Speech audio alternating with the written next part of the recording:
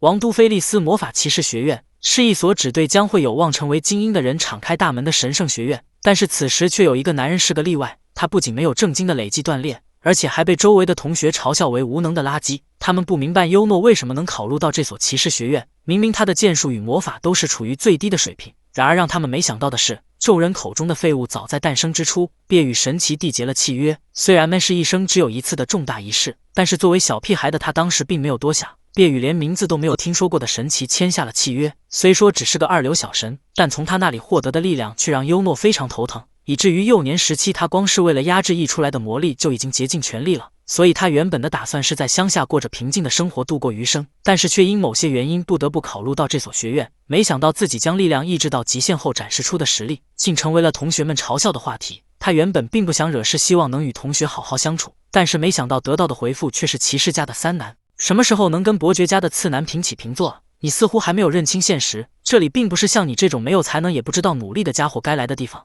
估计你肯定是借阿斯塔利奥家的名义走后门进来的。然而话音刚落，突然一个声音传入了众人的耳中，这句话我可不能当作没听见。优诺他可是凭着自己的真正实力考进骑士学院的，就算不会剑术与魔法，优诺他也可以凭借着超高的智慧弥补这些不足。在听见爱丽丝竟然还敢帮废物说话后，马洛立即开始冷嘲热讽起了对方首席的身份。然而爱丽丝也没惯着他，直接表示如果优诺的考试分数和你比试一下的话，明明你才是那个刚到及格线的垃圾。听到这里，马洛的脸瞬间挂不住了。为了扳回一城，他甚至开始造起了谣，表示爱丽丝是因为喜欢优诺才会站出来维护他的。对于这一点，优诺感觉小胖是在自找苦吃，因为他从来没见过爱丽丝在吵架中输过谁。然而让优诺没想到的是，今天他还真就见到了。虽然爱丽丝的反常让他有些在意，但是比起这个，让他更在意的是小胖竟然越说越离谱。如果只是在蔑视自己的话，那倒无所谓，可是将矛头指向他的青梅竹马那就不一样了。看样有必要让小胖知道一下自己有没有实力进入学院了。你肯定想象不到眼前这个婴儿有多逆天，刚出生便与神奇缔结了契约，随意的一脚便将女神的攻击踹飞了出去，就连最勾神来了，他也丝毫没有将其放在眼里。然而让你更想象不到的是，如此逆天的存在竟然在同学的眼里是一个无能的垃圾。不仅如此，而且就连他的父亲都是这样认为的。为了将他这个废物逐出家门，甚至提出了一个绝不可能完成的要求，那便是考入到精英汇集的王都菲利斯魔法骑士学院。要不是为了不让一直相信自己的姐姐伤心，他早就一走了之了。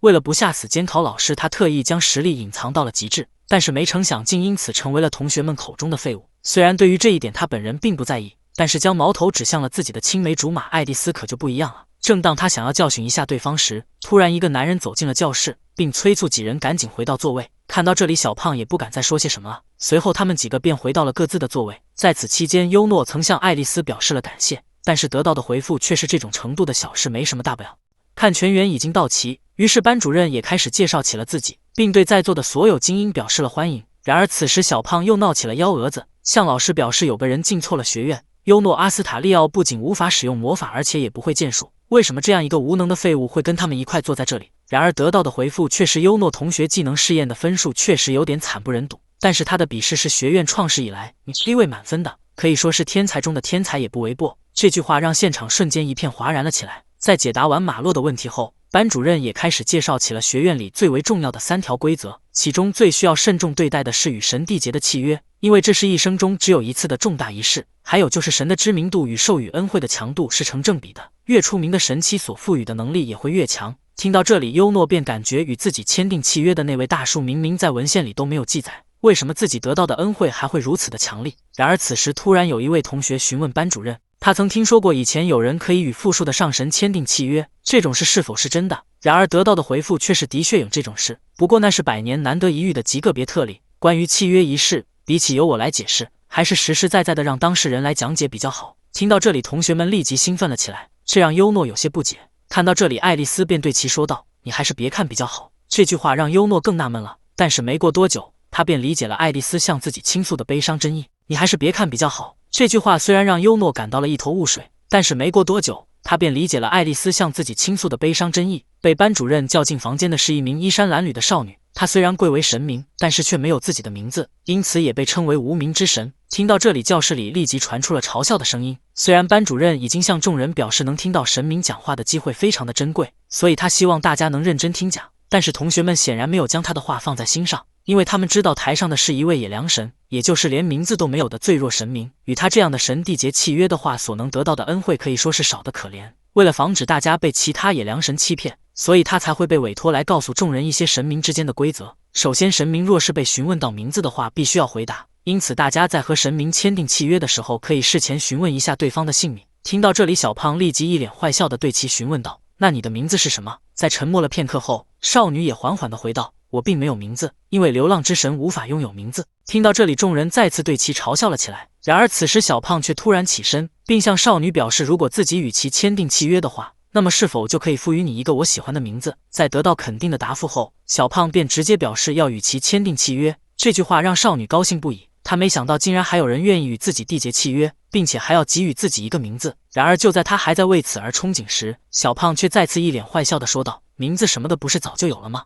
无能神，这不就是你的名字吗？所以根本没必要为你特意再起个名字。”说完后，小胖便感谢少女能陪自己提前练习一下缔结契约的流程。听到这里，少女也只能一脸失望地回道：“不用谢。”随后小胖又教唆起了其他人，让他们也去跟眼前这名野良神练习一下。众人的行为让优诺愤怒不已，区区凡人岂能侮辱神明？想到这里，优诺便询问一旁的爱丽丝是否知道这件事，然而得到的回复却是传闻在这所学院里有位12年间没有和任何人缔结过契约的神明，所以优诺你千万不要干傻事。要知道进入这所学院后，有很大的几率可以和有名的神明签订契约，这样的话你就能获得重生了。然而得到的回复却是：谢谢你爱丽丝，你无论什么时候都是这么的理解我。在说完这句话后，他便直接起身走向了台上的众人，在说了一句滚开后，便一拳将实战成绩比他高出数倍的小胖干晕了过去。眼前的一幕让众人惊讶不已，然而还没等他们从这种状态下恢复过来，优诺便做出了让他们更加惊讶的举动。眼前这名少女虽然贵为神明，但是却是个连名字都没有的野良神，因此12年间没有一个人肯与其缔结契约。但是这一夙愿将会在今天得以结束，因为他终于迎来了那命运的交织。看着眼前这名无助的神明，优诺也不禁地回想起了当初与自称为宙斯的神明缔结契约时的场景。他虽然至今都不知道对方为什么要将那份力量托付给自己，但是他明白过于强大的力量终将招致毁灭，因此他才会以无能为名，一直隐藏着自己的真实实力。不过今天这一想法发生了改变，他从出生起第一次想要为别人使用这份力量，因为他想要看到眼前这位神明的微笑。想到这里，优诺也随即对少女说道：“神明啊，不知我是否有幸可以与你缔结契约？”这句话虽然立即让众人一片哗然了起来，但是优诺还是依然向少女做出了契约的仪式。他感觉既然神的知名度与强大有着直接的关联，那么凭借自己的力量或许能够让眼前这名少女出名，如此一来的话，他也不会再露出那悲伤的表情了吧。想到这里，优诺也为女神献上了契约之吻。与此同时，那巨大的神旗也出现在了两人的中间。待那光芒消散之时，少女的容貌以及衣着已焕然一新，此时她也露出了那久违的微笑，这正是优诺希望看到的表情。为了能让她将这份微笑永远的持续下去，优诺为她赋予了阿提娜的名字，寓意为带来幸福的女神。自此两人的契约也正式完成了，属于他们的神话也揭开了序幕。不过现在两人还对今后的遭遇一无所知，仍在过着平静的校园生活。虽然周围的人都在嘲笑优诺跟野良神缔结了契约，但是他本人显然对于这一点并不在意。比起自己，他更担心的是神明大人的情绪。果不其然，在看完周围人的反应后，阿提娜立即向优诺道起了歉来。不过因为实在是太可爱了，以至于优诺立即一脸吃相的说道：“不用在意，大家那是被神明大人的美貌所吸引，才会不由自主的看向我们。”对于这一点，阿提娜当然知道优诺是在安慰自己，所以他也立即对其询问道：“和我缔结契约这件事没有后悔吗？”然而得到的回复却是：“怎么可能会后悔？不如说我现在正在细细的品味着喜悦。”就在优诺还在沉浸在这幸福之中时，一个关于他的传闻也在学院里慢慢的传播了开来。那便是入学的第一天便暴揍了伯爵家的次男，并因此而遭到停学处罚的不良少年。虽然早已习惯了别人的眼光，但是却已不同于以往，因为他已经不是一个人了。自从签订契约以后，阿提娜便会经常跑来偷看优诺上课，而撒狗粮也成为了两人的日常。这也让一旁的爱丽丝不禁的吐槽了起来。虽然优诺立即对他表示了抱歉，但是得到的回复却是：“我并没有生气，比起这个你还是多注意一下马洛他们吧，下午的模拟战那群家伙很有可能会借机对你实施报复。”听到这里，优诺也随即表示不用担心，因为现在我有女神的庇护。优诺感觉正好趁着这个机会提升一下阿提娜的名气，只要使用从他那里获得的恩惠，以及稍微施展一点宙斯之力，那么他便可以以压倒性的优势获得胜利，从而向众人证明阿提娜并不是无能的神明。如此一来的话，想要与他缔结契约的人也会有所增加。不过话说回来，神明好像可以凭借自己的意识变成自由之身，但是阿提娜似乎因为知名度太低，导致她的神之全能有所限制。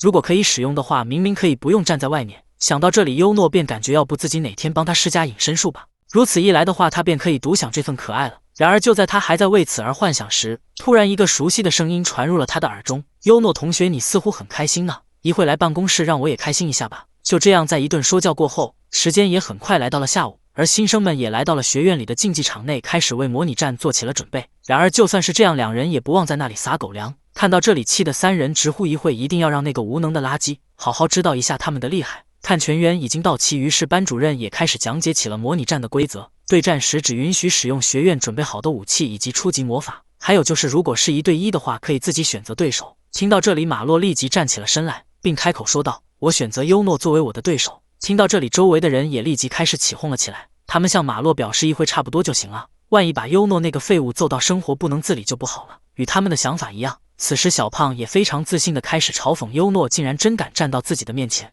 而且还大言不惭地让他不要轻视获得神明恩惠后的自己。你不会真的以为无能与无能的结合就能战胜我吧？伴随着这句话的结束，班主任也正式宣布了比试的开始。听到这里，马洛也立即使出了锋刃魔法，而优诺则直接选择了冲向对方，这给爱丽丝吓了一跳。要知道伯恩家的魔法底蕴可是出了名的深厚，如果被他的魔法击中，即使拥有神明的加护也会受到重伤。然而接下来的一幕却让爱丽丝惊讶不已，只见优诺竟然使用木棍劈开了眼前的风信魔法，不只是他，就连小胖也没有想到，以至于他都没有为第二轮攻击做好准备。虽然他立即做出了补救的措施，但是却已为时已晚，因为此时优诺的木棍显然要比他吟唱的速度快上许多。眼前的一幕让马洛不敢相信，他没想到优诺不仅劈开了他的锋刃，而且还以极快的速度杀到了他的跟前，还没等他做出应对的措施，便被对方的木棍直接捅飞。看到这里，优诺才意识到，这还是他第一次以自己的意志使用这份力量。而此时台下的众人则在吃惊，实战成绩数1数2的马洛竟然会被优诺一下子干爆。在看见自己刚才的攻击力度不仅控制的恰到好处，而且也没有暴走的情况，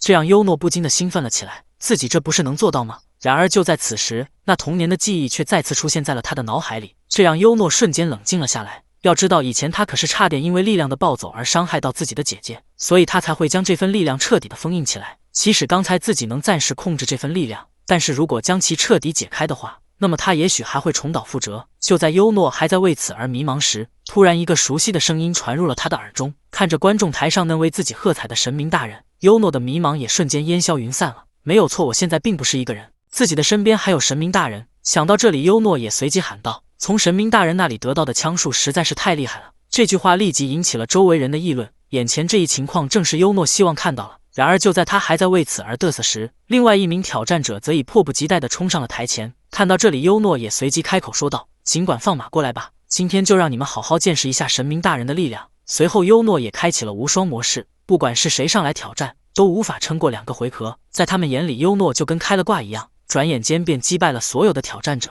此时他才意识到自己好像有点做过头了，不过为了神明大人，这种程度也许刚刚好。此时台下已经有人在讨论要不要也跟神明大人签订契约了。看样他们今天迈出崭新未来的第一步算是成功了。也正如优诺期望的一样，自从他在模拟战中取得压倒性的胜利后，大家对神明大人的关注明显变多了。不过与此同时，另外一个关于优诺的传闻也开始传播了开来，那便是在模拟战中血祭了同班同学的狠人。得益于此，优诺的称号也从问题儿童升级到了惨无人道、穷凶极恶的不良少年。眼前的一幕让优诺兴奋不已，神明大人的名声因上次的模拟战而有所提升，因此他的神力也增加了不少。不过与此同时，优诺的恶名也在不断的传播，虽然这一点让他有些在意，但是一想到神明大人那开心的笑容，他便感觉1-2个批评也没什么大不了的。然而此时爱丽丝突然走到了他的跟前，并提示差不多该走了，这一点让优诺感到了有些疑惑。看到这里，爱丽丝便知道他刚才上课时肯定是溜号了，于是他只能无奈地指向了外面，并表示接下来他们要前往圣菲利斯女子学园进行相亲的仪式。这句话让优诺再次一脸问号了起来。圣菲利斯女子学园乃是出身高贵的贵族大小姐们学习的殿堂，而菲利斯魔法骑士学园的学生则需要作为骑士去保护这些大小姐们的安全，这是他们学园的传统课程。一旦决定好守护的对象，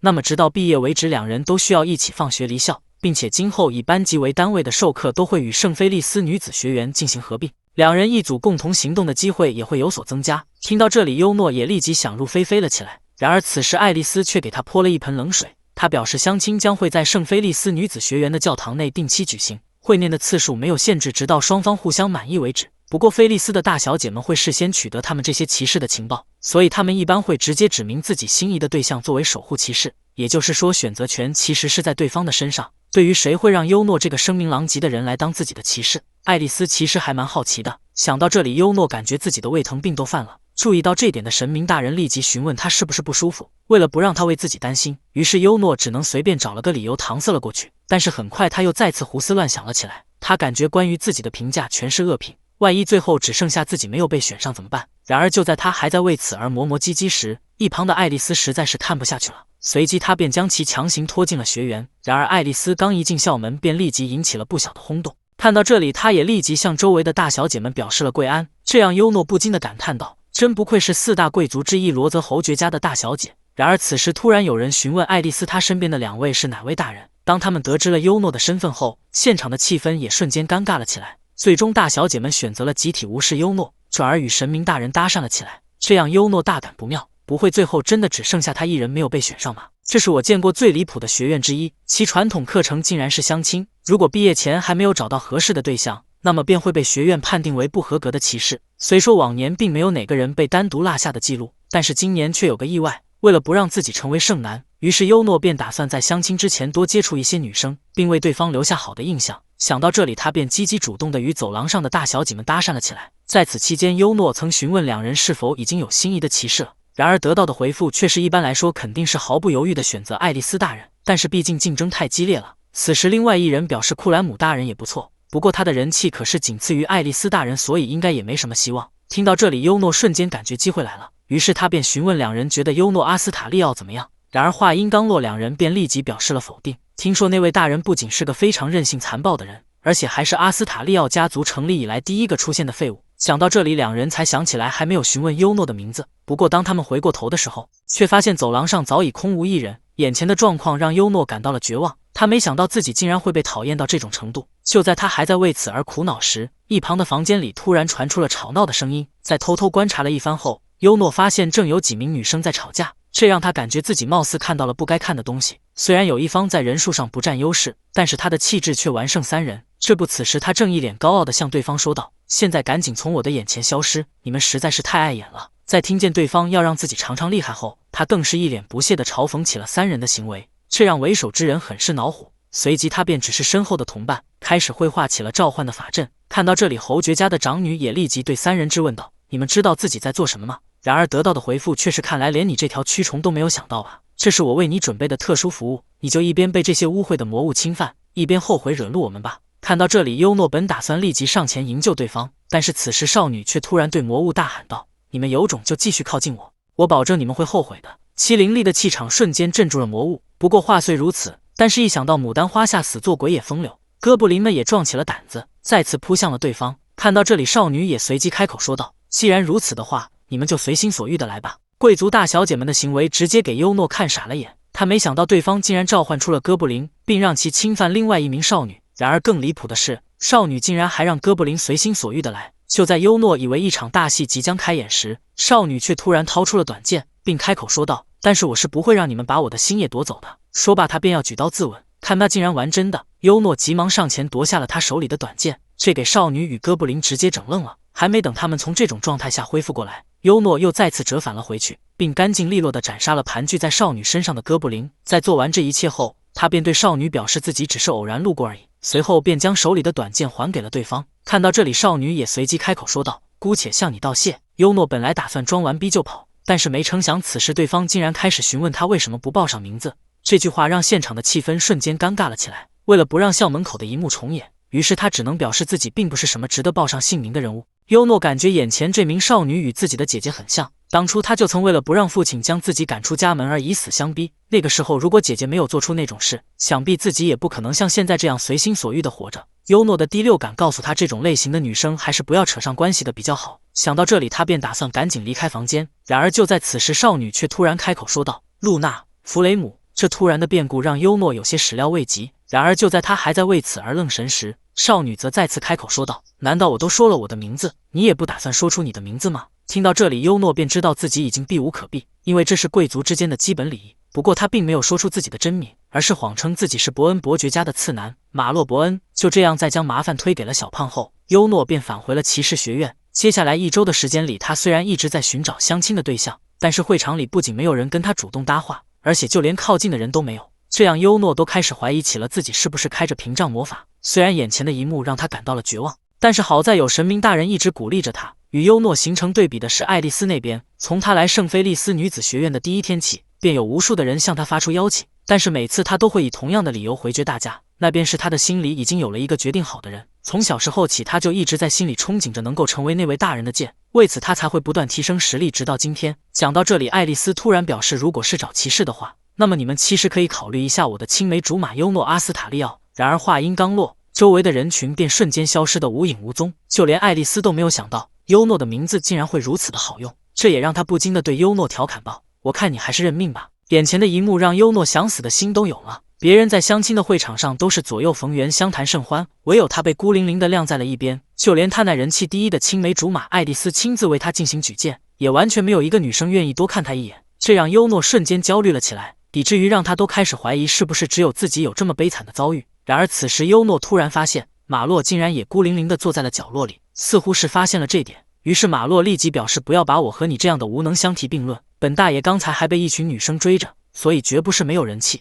不过你也不用太过焦虑，就算是像你这样剩下的人，大概也会有人救赎的，因为相亲失败的人可以在失败组里再进行一次组队，这是为了那些直到毕业都没有公主可以守护的人不出丑而安排。听到这里，优诺虽然安心了不少，但是很快他便意识到了不对，因为就算是这样，还是没有改变他被剩下一事。这样的话，岂不是会影响到神明大人好不容易积攒下来的名气？想到这里，优诺便感觉这件事无论如何也要极力避免。就在他还在为此而苦恼时，突然一个熟悉的声音传入了他的耳中。只见此时神明大人正在会场上到处为优诺宣传着，希望能有哪位公主选择他当自己的骑士。看神明大人都为自己这么的努力了，优诺感觉自己也不能继续气馁下去了。随即他也走到了会场的中央，并大声地为自己宣传了起来，这也成功地引起了所有人的注意。不过话虽如此，但是也依然没有任何人给出回应。不过优诺并没有就此放弃，仍然在那里不停地宣传着自己。然而就在此时，突然一个人走到了优诺的跟前，并询问他是否还记得自己。对于这一点，优诺表示了肯定，随后便为他前些天的不辞而别道起了歉。然而得到的回复却是该道歉的应该是我才对。在听见优诺表示自己并没有在意后，少女也随即一脸开心地说道：“你能这么说真的是太好了，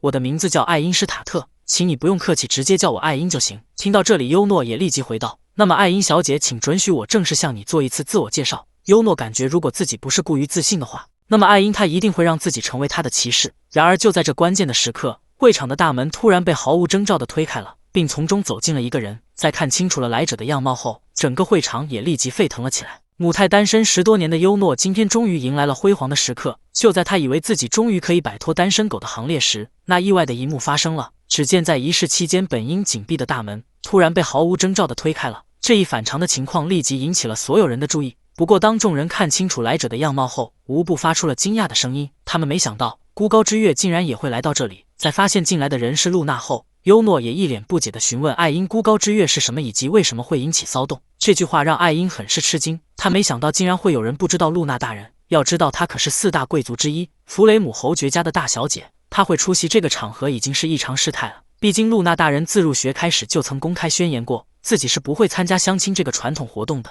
而且他本人也因不爱交际而非常出名。就在两人还在为此而交谈时，突然有2名骑士来到了露娜的面前，并做出了觐见的动作。他们正是人气第一的爱丽丝以及人气第2的库兰姆。眼前的一幕让众人感到了吃惊。爱丽丝身为4大贵族之一，与露娜有所交际不难理解，但是没想到以武力为荣并与阿斯塔利奥齐名的阿尔罗德家的库莱姆竟然也会选择露娜作为守护的对象。虽然她那英俊的样貌让在场的不少女生为之注目，但是露娜却选择了直接无视，只对爱丽丝表示了好久不见。听到这里，爱丽丝也立即询问露娜会来到这里是不是改变了主意。然而得到的回复却是并没有。我现在仍然喜欢一个人，但是如果不管怎么样都需要选择一名骑士的话，那么比起来路不明的人，我觉得由自己来选择更有意义一些。听到这里，爱丽丝立即开始推荐起了自己。就如约定好的一样，我已经有了比这里的任何人都要强大的实力。对于这一点，露娜表示自己已经听说了，拥有学年首席的实力确实非常了不起。但是你确定在这个会场里你是最强的那个人吗？这句话让爱丽丝感到了不解。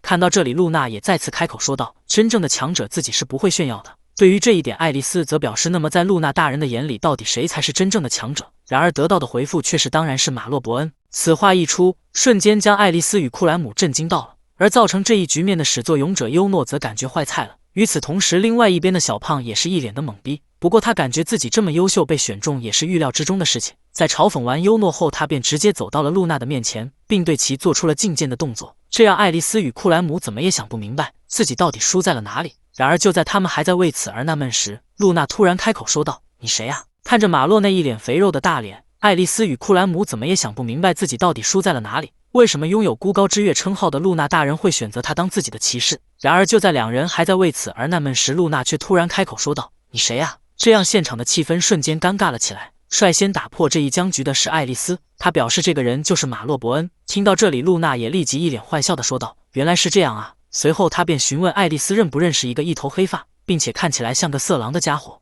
如果说有谁跟这两个条件吻合的话，那么除了自己的青梅竹马外，应该也没有第二个。想到这里，爱丽丝立即将优诺拽了过来，并抱上了他的珍妮。听完后，露娜也立即对其调侃道：“没想到你还是个大名媛，要知道欺骗我的代价可是很重的，所以作为补偿，优诺成为我的骑士吧。”听到这里，小胖立即质问露娜到底是怎么回事。此时一旁的爱丽丝也询问露娜为什么不选择自己而是优诺。对于这一点，露娜则表示非常简单，因为我对他还挺满意的。这句话让小胖怎么也无法接受。要知道那个家伙可是以无能而出名的阿斯塔利奥家的三男。然而话音刚落，露娜便表示自己听说前几天血祭了同班同学的人，好像也叫优诺阿斯塔利奥这个名字。听到这里，小胖只能急忙为自己辩解道：“那是因为在新生里只有优诺与神明缔结了契约。不过就算是这样，那个家伙也是一个除了枪术外什么都不会的废物。”这句话立即引起了露娜的兴趣，随即她便询问小胖：“照你这么说的话，如果给他一把这样的短刀，那么他肯定也无法使用了。”对于这一点，小胖表示那是当然的，就连一只哥布林他也无法伤其分毫。听到这里，露娜立即一脸坏笑地对优诺说道：“那实在是太棒了，那么优诺说说你的答复吧。”虽然眼前之人既高尚又美丽，而且还非常的洒脱大方，但是通过之前的观察，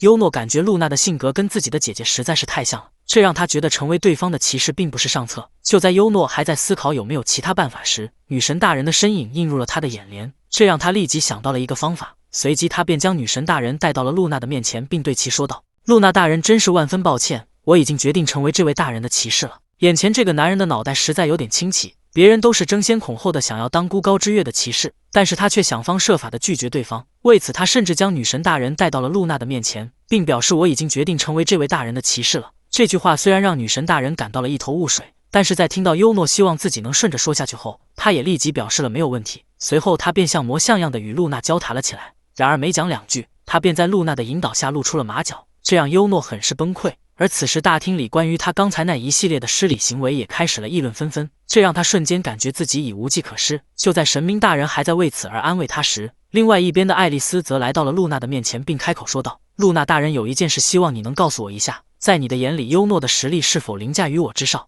然而得到的回复却是：“这个我也不清楚，但是我不认为那个男人仅仅是个无能。”听到这里，爱丽丝也随即回道：“是吗？”优诺从没想过爱丽丝选择魔法骑士学院的理由竟是为了实现与露娜的约定，想必此时他一定非常的恨自己吧。就在优诺还在为此而担心时，爱丽丝却突然开口说道：“我从来没有想过你居然会被露娜大人选为骑士，既然如此的话，那么如果你让他受伤了，我可不会轻易的饶过你的。”听到这里，优诺便知道自己的担心是多余的。就这样，在众人的见证下，建设一族阿斯塔利奥家的三男优诺阿斯塔利奥在此庄严宣誓，无身愿化为汝之利刃，为其斩尽世间一切。听到这里，露娜也随即回道：“我一定不会让你感到无聊的。”起先优诺还以为露娜是在跟自己开玩笑，但是没想到对方竟然跟他玩真的，带着他就去见了自己的父亲，这也让他不出意外的被弗雷姆公爵赏了一个滚字。听到这里，优诺立即表示失礼了，他感觉正好借坡下驴辞去骑士一职。然而还没等他走出房间，便被一把拽住。随后露娜便质问自己的父亲：“这和说好的不一样啊，明明当我决定不要骑士的时候，是你说的谁都可以给我带过来。”对于这一点，弗雷姆公爵表示：“虽然我的确说过谁都可以，但是选谁不好，为什么偏偏选上阿斯塔利奥家的无能？要知道这个人可是被上任剑圣的父亲认为没有才能而放弃的男人，无法熟练掌握剑与魔法的耻辱之人是不可能履行骑士义务的。”对于这一点，露娜表示：“优诺曾救过我一命，并且他现在已经与神明缔结了契约，并获得了名为枪术的恩惠，其结果便是在模拟战上血祭了同班同学。对于这一点，弗雷姆公爵表示那只不过是小孩子之间的过家家。才有你口中的那个神兵不就是个野良神吗？和无名之神缔结契约的瞬间，那个男人已经失去了光辉的未来。虽然不知道你以什么方法欺骗了我的女儿，但是我可不是那么好骗的，所以趁我还没有发火前，赶紧给我滚出府宅。虽然优诺本来也没有打算留在这里，但是侮辱自己神明这件事不能就这么算了。想到这里，优诺也随即表示，正如阿尔戈斯大人所说的一样，我还远远不够成熟，但是我对于神明大人赐予的枪术还是蛮有自信的，所以不知公爵大人是否可以跟我进行一场比试，以便证明一下你口中的野良神是否真的是那么的不堪。区区凡人怎敢侮辱神明，更何况还是自己心爱的女神大人。想到这里，优诺也随即向弗雷姆公爵提出了决斗的请求。对于这一点，露娜不仅没有阻拦，反而还让优诺放手去揍自己的父亲，这给弗雷姆公爵气得直呼少瞧不起人了。与你这个无能对战传出去，岂不是成我以大欺小了？教育你这种不知天高地厚的人，我最弱的随从就足够了。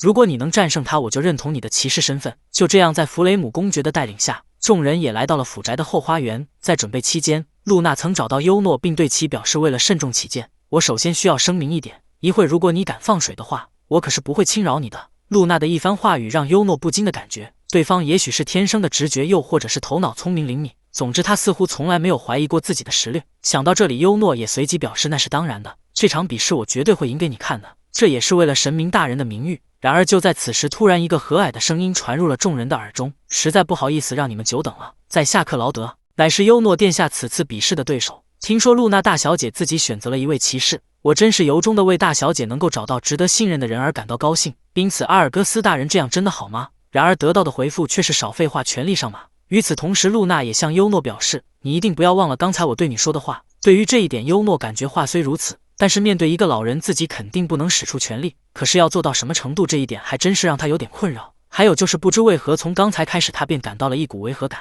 然而就在此时，管家突然开口说道，我只给你一个忠告，那便是如果把我仅仅只是当成了一名普通的老人，可是会吃亏的。还没等优诺搞明白其中的意思，弗雷姆公爵便宣布了比试的开始。几乎是同一时间，管家也从优诺的视野里消失了，并以极快的速度绕到了他的身后。不过话虽如此，但是优诺还是凭借着灵敏的身手以及细致的洞察能力，勉强地躲过了管家的攻击。对方的身手让优诺有些吃惊，还没等他从这种状态下恢复过来，管家的攻击便已再次袭来。不过已有了准备的优诺很快便挡下了这来势汹汹的一击，但是对方的力道还是震得他双手发麻。看到这里，优诺也不禁地吐槽道，你们管这叫最弱吗？与此同时，场边的弗雷姆公爵也不禁地惊讶道，那个臭小鬼怎么可能接下克劳德的2次攻击？在见识完对方的身手后，优诺也终于意识到了自己之前的想法是多么的天真，看样是时候稍微拿出一点真正的实力了。眼前的一幕让优诺始料未及，他没想到弗雷姆公爵家最弱的随从竟然会强得离谱，这也让他不得不稍微拿出一点真正的实力。想到这里，优诺也随即调转了枪头，并对其注入了自身的魔力。其凌厉的攻势让管家多少有些吃惊，这也让他随即调整了状态，并对优诺发起了更为凶猛的攻击。看到这里，优诺并没有闪避，而是选择了正面与其硬刚。一击过后，管家也不禁地对其吐槽道，到底是哪里的哪位把你称呼为无能呢？然而得到的回复却是谁知道呢？又是哪里的哪位把你叫做最弱呢？看两人的比试还没有分出胜负，这给场下的弗雷姆公爵急得直跺脚。看到这里，管家便知道是时候该结束了。对于这一点，优诺也表示了认同。不过话虽如此，但是优诺不确定仅仅只拿出了一点实力的他，是否能够打败眼前之人。不过不管怎样，眼下也只能硬着头皮上。想到这里，优诺也随即挥舞出了全力的一击。然而让他感到惊讶的是，管家不仅完美的躲过了这必中的一击，而且还抓准了这攻击的间隙，使用右脚猛击了优诺。虽然他凭借着雄厚的魔力最终抵挡下了大部分的伤害，但是还没等他缓过劲来，管家的攻击便已再次袭来，这也使得他再也无法保持平衡，随即便摔向了后方。不过此时优诺的心情却无比的轻松，他感觉如果是眼前这个人的话，那么自己再多拿出一点实力应该也没有关系。看到这里，弗雷姆公爵便以为胜负已分，随即便嘚瑟了起来。而另外一边的优诺则进入了贤者模式，此时他正在纠结该不该使出全力。要知道他现在还无法完全控制自身的魔力，迄今为止他仅用了很少的力量便足以应对那些事态。但是这次不同，面对眼前这名强者，他必须多拿出一些实力才行。但是如果自己再次暴走怎么办？然而就在优诺还在为此而迷茫时，突然一个熟悉的声音传入了他的耳中，优诺，你不显摆自己全部实力的态度我并不讨厌，不如说我还挺喜欢的，但是你是我选中的骑士，因此在我说输了也没关系之前，我不允许你的败笔，明白了吗？听到这里，优诺也随即吐槽道：“这也太不讲理了吧！”不过话虽如此，但是他并没有感到任何的不快，反而还觉得一切是那么的自然。然而就在此时，露娜也再次开口说道：“无知骑士，为我带来胜利吧！”这还是优诺第一次看见露娜的笑容，其倾国倾城的美貌瞬间让他不淡定了。此时他就像打了鸡血一般，感觉就算是天王老子来了，他也完全不会输给对方。伴随着一句“为我带来胜利吧”，优诺也立即从装死的状态下恢复了过来。他感觉露娜刚才的表情也太犯规了，如果能够一直那样对自己的话，那该多好。然而就在他打算再看一眼对方的笑容时，优诺却失望地发现露娜已切换回了高冷的模式。看到这里，弗雷姆公爵立即质问管家是不是放水了，然而得到的回复却是请安静。随后管家便对优诺表示自己下一击将会使出全力，因为自己的主人渴望着胜利。对于这一点，优诺表示彼此。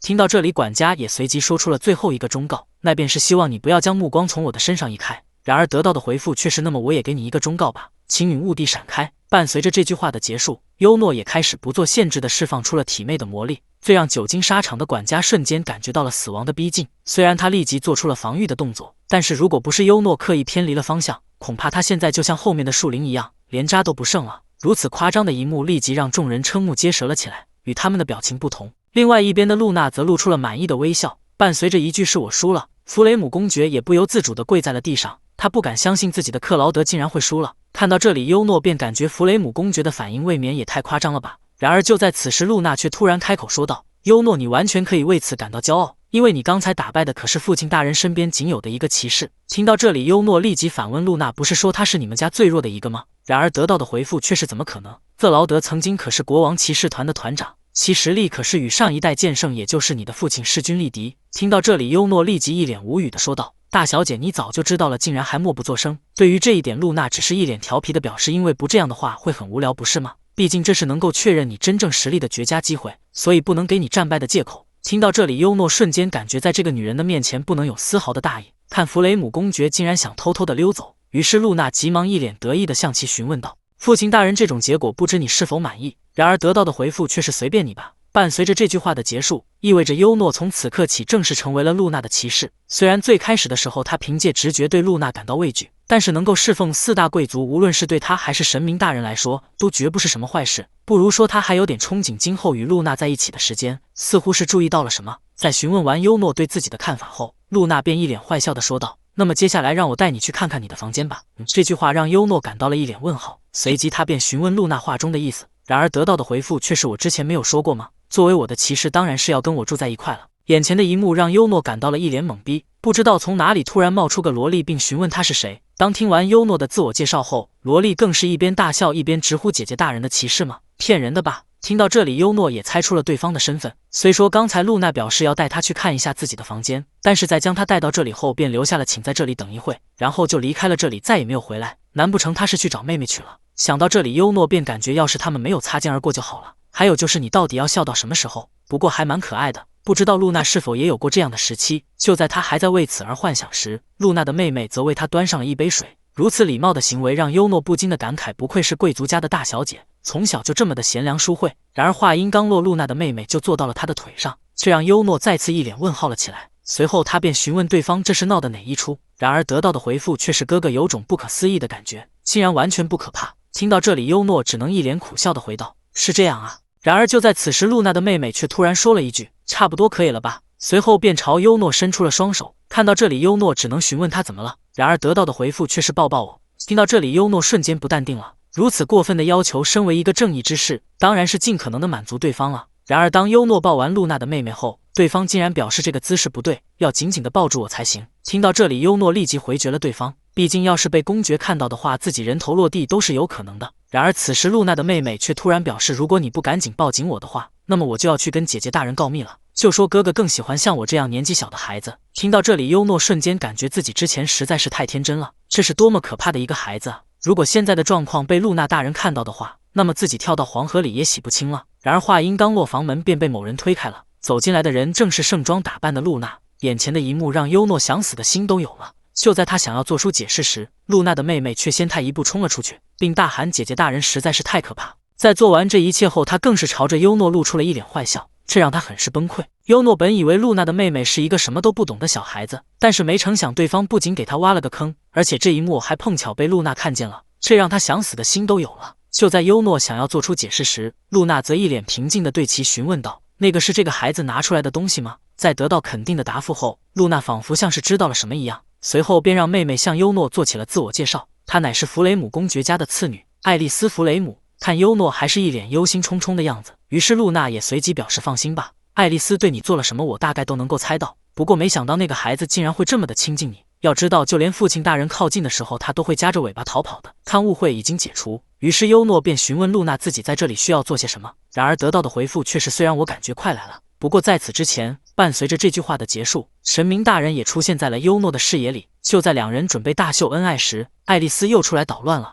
只见她紧紧抱住了神明大人，并在他的怀里不停地撒娇。与此同时，露娜也对优诺表示，雅典娜大人的房间她也一并准备好了。听到这里，优诺立即露出了安心的笑容，并对其表示了感谢。不过他不明白露娜为什么会这么做，然而得到的回复却是：“因为我知道她是你的理由。”就在两人的气氛逐渐融洽时，突然一个陌生的声音传入了优诺的耳中：“那个人就是露娜，你的骑士吧？”听到这里，优诺也不由自主地望向了声音的源头，然而下一秒却让他整个人直接愣住了。只见一名与露娜长得十分相似且衣着暴露的女性出现在了他的眼帘里，这让优诺直接看直了眼。直到露娜喊出了“母亲大人”这几个字，优诺才终于回过了神来，随即便慌慌张张地向夏洛特夫人做起了自我介绍。而对方也十分随和地表示：“我的丈夫是不是给你添了不少的麻烦？放心，之后我会严厉地教训他的，所以请你原谅他吧。”听到这里，优诺瞬间明白了这个家庭的身份地位，随后众人便闲聊了起来。在此期间，爱丽丝曾表示：“只有姐姐大人有骑士也太狡猾啊，自己也想要一个。”随后便抓住优诺死活不松手，这让优诺有那么一个瞬间感觉对方也太可爱了。不过很快他便清醒了过来，自己可不会再上当啊。就在众人还在为此而嬉闹时，夏洛特夫人突然开口说道：“从刚才开始我就很在意，那位就是传说中的雅典娜大人吧？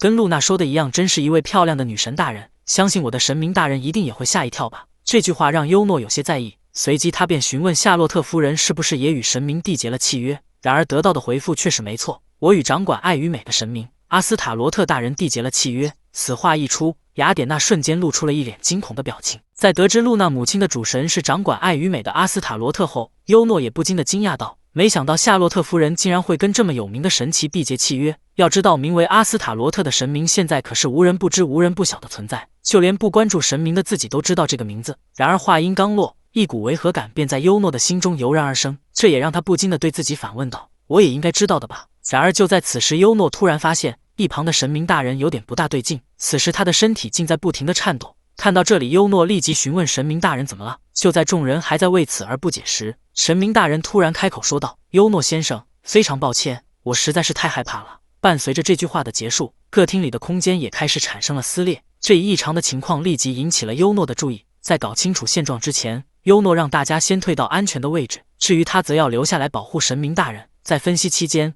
优诺发现这道裂缝并不是用魔法之类的简单东西所能生成的。就在他还在思考到底是谁拥有这般能力时，突然一名少女爬出了裂缝，并开口说道：“这是怎么了？不是正在谈论我的事情吗？”这句话让优诺感到了一头雾水，还有这股不祥的力量到底是什么？就在优诺还在为此而不解时，另外一边的夏洛特夫人则惊呼道：“阿斯塔利亚大人！”听到这里，对方也随即表示：“好久不见了，夏洛特，不知你近来可好？”随后两人便交谈了起来。看着眼前这名掌管爱与美的女神，优诺不知为何总有一股莫名的交际感。虽然这一点让他有些疑惑，但是眼下还是女神大人要紧。想到这里，他便立即安慰起了雅典娜。但是即便如此，女神大人的状态也一直没有好转。就在优诺还在为此而不解时，突然阿斯塔利亚走到了雅典娜的面前，并开口说道：“话说回来，你是哪位啊？”听到这里，夏洛特夫人立即为其介绍道：“这位是女神雅典娜大人。”听完后，阿斯塔利亚则一脸不屑地说道：“雅典娜嘛，这个孩子是也良神吧？是谁给他起了雅典娜这个名字？”话音刚落，优诺便表示是自己。在看了他一眼后，阿斯塔利亚也再次开口说道：“原来是你啊，为什么要给他起雅典娜这个名字？”面对神明的质问，优诺只是一脸淡定地回道：“总觉得他原本就叫那个名字。”听到这里，阿斯塔利亚在哼了一声后，便一边将手放到了优诺的肩膀上，一边对其质问道：“那么你能告诉我，在你里面的那位又是谁呢？”眼前之人虽然是掌管爱与美的女神，但是她的行为却跟神明大相径庭。不仅对同为女神的雅典娜出言不逊，更是一脸病娇地询问优诺，在你里面的那位又是谁？虽然这一问题让优诺有些吃惊，不过其实也在他的意料之内。随即他便一脸淡定地回道：“在我身体里面的只有我自己吧。”听到这里，阿斯塔罗特在沉默了片刻后，便一脸坏笑地说道：“原来是这样啊！”对方的反复无常让优诺感到了一头雾水。就在他还在思考眼前这名女神到底想干什么时，阿斯塔罗特却突然回过了头，并开口说道：“真没意思。”伴随着这句话的结束，一道威力巨大的光波也从他的手中释放了出来。优诺原本可以选择躲闪出去，但是因为此时神明大人与露娜都在自己的身后，避无可避的他只能选择正面接下对方的挑衅。不过话虽如此，但是毕竟是神明的攻击，所以优诺也不敢有丝毫的懈怠，随即便使出了认真的一脚，并成功让对方的攻击偏离了方向。眼前的一幕显然超出了阿斯塔罗特的预料。与他的表情不同，另外一边的夏洛特夫人则一脸惊慌地对其询问道：“阿斯塔罗特大人，你这是要做什么？”就在双方的气氛逐渐紧张时，阿斯塔罗特却突然大笑道：“合格啦，没想到你还挺厉害的。”这句话让众人感到了一头雾水。夏洛特夫人随即便询问自己的主神话中的意思，然而得到的回复却是不要露出那么惊讶的表情了。她不是你女儿的骑士吗？所以我过来给你直接确认一下，她是否能配得上你的女儿。这不是找了一个相当厉害的骑士吗？你的女儿很有眼光了。在说完这句话后，阿斯塔罗特便表示自己有事要先走了。虽然夏洛特夫人立即挽留了对方，但是得到的回复却是抱歉夏洛特，接下来我有个不得不去的地方，下次再见吧。优诺阿斯塔利奥。伴随着这句话的结束，女神阿斯塔罗特也消失在了众人的视野中，这让优诺终于松了口气。虽然他在初见对方的瞬间便感到了一股违和感，并因此而产生了一个愚蠢的想法，不过从现在来看，有可能是自己想多了。女神阿斯塔罗特是因为担忧契约者夏洛特大人以及他的女儿露娜，所以才会特意前来试探自己，因此女神阿斯塔罗特不是神明这一愚蠢的想法应该是不可能的吧。此时在那无比昏暗的房间里，正有一人端坐于王座之上，并时不时地叹息道：“太无聊了。”然而就在此时，突然一个熟悉的声音传入到了他的耳中：“你还真是一如既往地摆着一张阴沉郁闷的脸，天界离人界也太远了吧，亏你能一个人在这种什么都没有的地方待下去，如果是我的话，肯定早就无聊死了。”听到这里，男人则不耐烦地询问阿斯塔罗特此番前来到底有什么事，然而得到的回复却是的确有些事想问问野良神那些家伙到底是什么。他们在我们抵达这里的同时诞生于人间，虽然知道他们是一群没有名字的神，但是应该没有那么简单吧？这其中是不是隐藏了一些有趣的事情？将我排挤在外也太过分了，不是吗？自从我来到这里就一直感觉非常的无聊，你不也是这么认为的吗？成为英雄，将世间的一切都掌握在手中的当下，那份渴望仍然还没得到满足吧？我也是一样的，我们过于强大，因此已经没有了任何的对手。这样的世界让我无聊的已经快受不了了，所以带我一起吧，路西法。然而得到的回复却是：“够啊，闭嘴吧。”看既然闻得不行，于是阿斯塔罗特便打算用武力让对方就范。然而面对他那来势汹汹的一击，路西法甚至都没有挪动身体，仅仅只是用一只手便捏碎了对方的魔法。看到这里，阿斯塔罗特立即一脸兴奋地表示：“真是厉害，果然你也是这么认为的吧？”然而还没等他把话说完，阿斯塔罗特便被路西法一个反手拍飞了出去。不过即便如此，阿斯塔罗特还是一脸病娇地表示：“打女孩子的脸也太过分了，过于猴急这个习惯可不好哦。”对于他的挑逗，路西法根本不屑一顾，随即便询问他人界是不是发生了什么事。然而得到的回复却是什么都没有发生。看对方并不打算说出实情，于是路西法也没再继续追问下去了。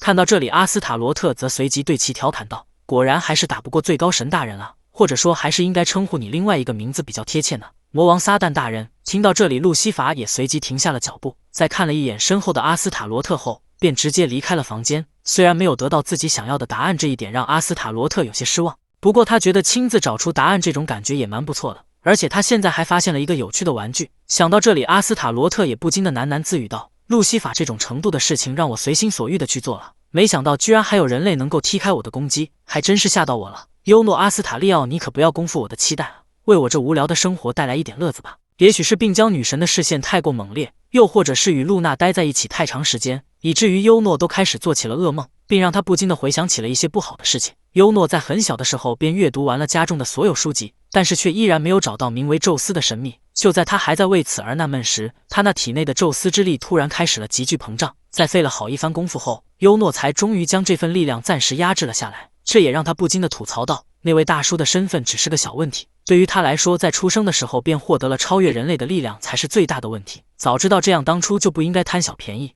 优诺在出生不久便遇到了一名奇怪的老头，并且对方还表示想要和他缔结契约。为了防止优诺拒绝自己，他甚至表示所谓的契约只是他单方面的把力量赋予给优诺而已，除此之外没有任何的要求。在听到竟然是免费的后，他想都没想就直接答应了下来。虽说现在后悔也来不及了，但是有一件事让他一直很在意，那就是当时那个大叔不知为何露出了非常悲伤的表情。就在优诺还在为此而思考时，突然一个熟悉的声音传入了他的耳中：“优诺，你在这种地方干什么呢？练习的时间早就已经过了。”听到这里，优诺立即向父亲道起了歉，并表示自己正在调查一些事，然而得到的回复却是既没有魔法才能，剑术锻炼也总是偷懒。为什么你什么都做不到？对于父亲的指责，优诺早已习以为常，随即他便一脸平静地表示自己现在就去训练场。无能废物，耻辱之人，无论是谁怎么说他都无所谓，因为他现在根本没有余力去管这些。优诺原本打算在训练场随便糊弄2下便返回房间，但是他的姐姐却非要拉着他玩骑士游戏。要知道他的身体可是会反射性的对突然的攻击做出激烈的反应。想到这里，优诺便对姐姐表示，能不能别玩了，你可是史上最年轻的剑圣候选人，所以与其把时间浪费在我这个废物的身上，还不如多花一点时间锻炼自己。听到这里，蕾阿斯塔利奥也随即开口说道：“难道说你对姐姐已经感到厌烦了吗？”对于这一点，优诺表示自己不是这个意思。然而没成想话音刚落，蕾便再次对他发起了攻击。虽然优诺立即躲闪了出去，但是他体内的宙斯之力却因刚才的攻击而逐渐暴走，对此蕾却一无所知。此时他还在感叹优诺竟然可以完全看穿自己的攻击，果然他的眼光没有错，优诺一定有着潜在的才能。然而就在他还在为自己的发现而沾沾自喜时，另外一边的优诺体内的力量则已抵达了临界点。虽然他已尽力压制，但是还是没能阻止宙斯之力的暴走。伴随着那万丈光芒的闪现，蕾的面前也突然出现了一道威力巨大的光波。眼前的一幕让蕾感到了一脸蒙圈，他不解自己的眼前为什么会突然出现一道巨大的能量波。就在这股力量即将击中蕾时，优诺突然出现在了他的身前，并为其挡下了这致命的一击。因为一切发生的太过突然，以至于蕾到现在还在恍惚之中，他不明白到底发生了什么。不过有一点他可以确定，那就是优诺刚才舍身保护了自己，这让他十分的感动。与他的反应不同，此时优诺则是心虚到不行，因为刚才那一出可是他自导自演的。也许正是因为这件事，导致了日后当蕾听说父亲要将优诺逐出家门后，便立即提出了反对的意见。但是无论他怎么说，身为剑圣的父亲都坚决要放逐优诺这个阿斯塔利奥家的耻辱。看他的态度是如此的坚定，优诺也随即露出了微笑，因为这件事是他一直期待的事情。优诺感觉过于强大的力量一定会在某一天引起灾难，所以身为灾祸源头的自己离开亲人是当下最优的选择。虽然对不起一直疼爱自己的姐姐，但是离开家一个人去边境享受慢生活是他一直以来的向往。然而就在优诺还在为此而幻想时，突然一个声音将他拉回了现实：“蕾，你这是要干什么？”只见此时优诺的姐姐竟以自己的生命做要挟，让父亲收回成命。他表示优诺拥有非常高的潜力，将家族的继承人逐出家门这件事才是阿斯塔利奥家的耻辱。听到这里，父亲立即让他清醒一点。如果说优诺努力了没有得到成果，他也不会说什么，但是这家伙完全处于躺平的状态，以他现在这副德行，别说继承阿斯塔利奥家了，就连考上家族代代踏入过的菲利斯魔法骑士学院都够呛。听到这里，蕾立即表示，既然如此的话，那么如果优诺能进入学院的话，父亲大人是否能收回驱逐令？我以阿斯塔利奥之名担保，倘若优诺没能考入学院，并因此败坏了家族的名声，将不惜拼上性命来洗刷这份污名。听到这里，父亲也终于妥协了，随即便与他定下了约定，这让优诺很是无语。父亲与姐姐竟然没有询问他这个当事人，便擅自决定了他的未来。不过现在想想的话，其实学院的生活也没有想象中的那么糟糕。虽然这一路上走来还是有很多不满意的地方，但是也因此遇到了神明大人，以及成为了露娜的骑士。他现在的生活可是要比在阿斯塔利奥家舒服多了，不仅拥有了一间比家里大上很多的房间，而且上学的路程相比之前也缩短了很多。不过最让他开心的是，神明大人的房间就在他的旁边，也就是说想要夜袭什么的也不是不可能的事情。就在优诺还在为此而幻想时，突然他的旁边传出了声响，却让优诺感到了不解。在望向声音的源头后，优诺瞬间一脸问号了起来。眼前的一幕让优诺感到了一脸问号，怎么睡觉之前还好好的，睡醒之后被窝里就多出个人来？虽然对方可爱是可爱，但是一旦跟他扯上关系准没好事。想到这里，优诺便打算换完衣服赶紧跑路。然而就在此时，爱丽丝突然醒了过来，并询问优诺已经要走了吗？在得到肯定的答复后，他便一脸沮丧地说道：“比起我，优诺，你是不是更喜欢姐姐？”如此可爱的表情让优诺差点没有把持住。不过好在最终他还是恢复了理智，自己已经不会再上当了。想到这里，优诺也随即一本正经地回道：“无论是露娜大小姐还是爱丽丝大小姐，对我来说都非常重要。”这句话让爱丽丝高兴不已，随即她便表示，既然如此的话，那么是不是代表你也喜欢我？对于这一点，优诺虽然表示了肯定，但是爱丽丝却不依不饶的非要让他说出喜欢这几个字，看实在拗不过他。于是优诺也只能哄小孩子般的表示，我喜欢你，爱丽丝大小姐。伴随着这句话的结束，爱丽丝也随即露出了狡诈的笑容。只见随着她手指的舞动，优诺刚才说的那几个字也出现在了两人的中间，这让优诺瞬间有了一种不好的预感。果不其然，下一秒爱丽丝便将这些发言扩大了好几倍，这也成功的让府宅里的所有人都听到了优诺对爱丽丝讲的话。当然，在这之中也包括弗雷姆公爵，这给他气得立即拿起了自己的佩剑，并以最快的速度冲进了房间，对着优诺便大声喊道：“你这个臭小子，到底想对我的女儿做什么？不只是露娜，就连爱丽丝你也不打算放过吗？我想你在做这件事之前应该已经做好觉悟了吧？”看到这里，优诺立即在心中向神明发起了求救，有可能是心有灵犀。此时神明大人也正好出现在了窗外，这让优诺瞬间看到了希望。就在他以为神明大人是来拯救自己时，雅典娜却对他露出了微笑，这让他瞬间一脸懵逼了起来。与此同时，另外一边的弗雷姆公爵则已开始了磨刀霍霍。看到这里，优诺便知道能拯救自己并镇住场面的人只有一个了，希望他不要抛弃自己。优诺最后的救命稻草正是露娜。在看完眼前的状况后，露娜在叹了口气后便转过了头去。就在优诺以为自己这次要交代在这里时，突然露娜的声音传入了众人的耳中：“该走了。”听到这里，优诺也立即一脸开心地回道：“如你所愿。”如果是入学之前，优诺肯定会对他现在的心境感到难以置信，那就是他现在最期盼的事便是上学的时间。只要是露娜走过的地方，总是能引来无数人的围观以及夸赞的声音。不过这也可以说是理所当然的事情。露娜作为4大贵族之一弗雷姆家的长女，不仅以首席的成绩入学圣菲利斯女子学院，而且在那之后更是凭借着压倒性的气质与美貌，让众多的学生为之倾慕。可以说她就是圣菲利斯女子学院的女帝。不过在私底下也有很多嫉妒她的人。就在优诺还在为此而吐槽时，神明大人突然叫住了他，并表示自己总觉得最近瞪着自己的人好像变多了。听到这里，优诺也随即回道：“的确如此，不过他们可不是瞪着神明大人，而是因为你太有魅力了，所以他们才会不由自主地望向这边。”这句话让神明大人立即面红耳赤了起来，随即便不好意思地躲到了优诺的身后，这让众人的视线瞬间发生了改变。看到这里，优诺也不禁地自嘲道：“本以为成为露娜的骑士，周围的人会对自己更加尊重一些，但是现在看来，他的风评好像比之前更糟了。不过不管怎么样，女神雅典娜的名气正在往好的方向持续提升，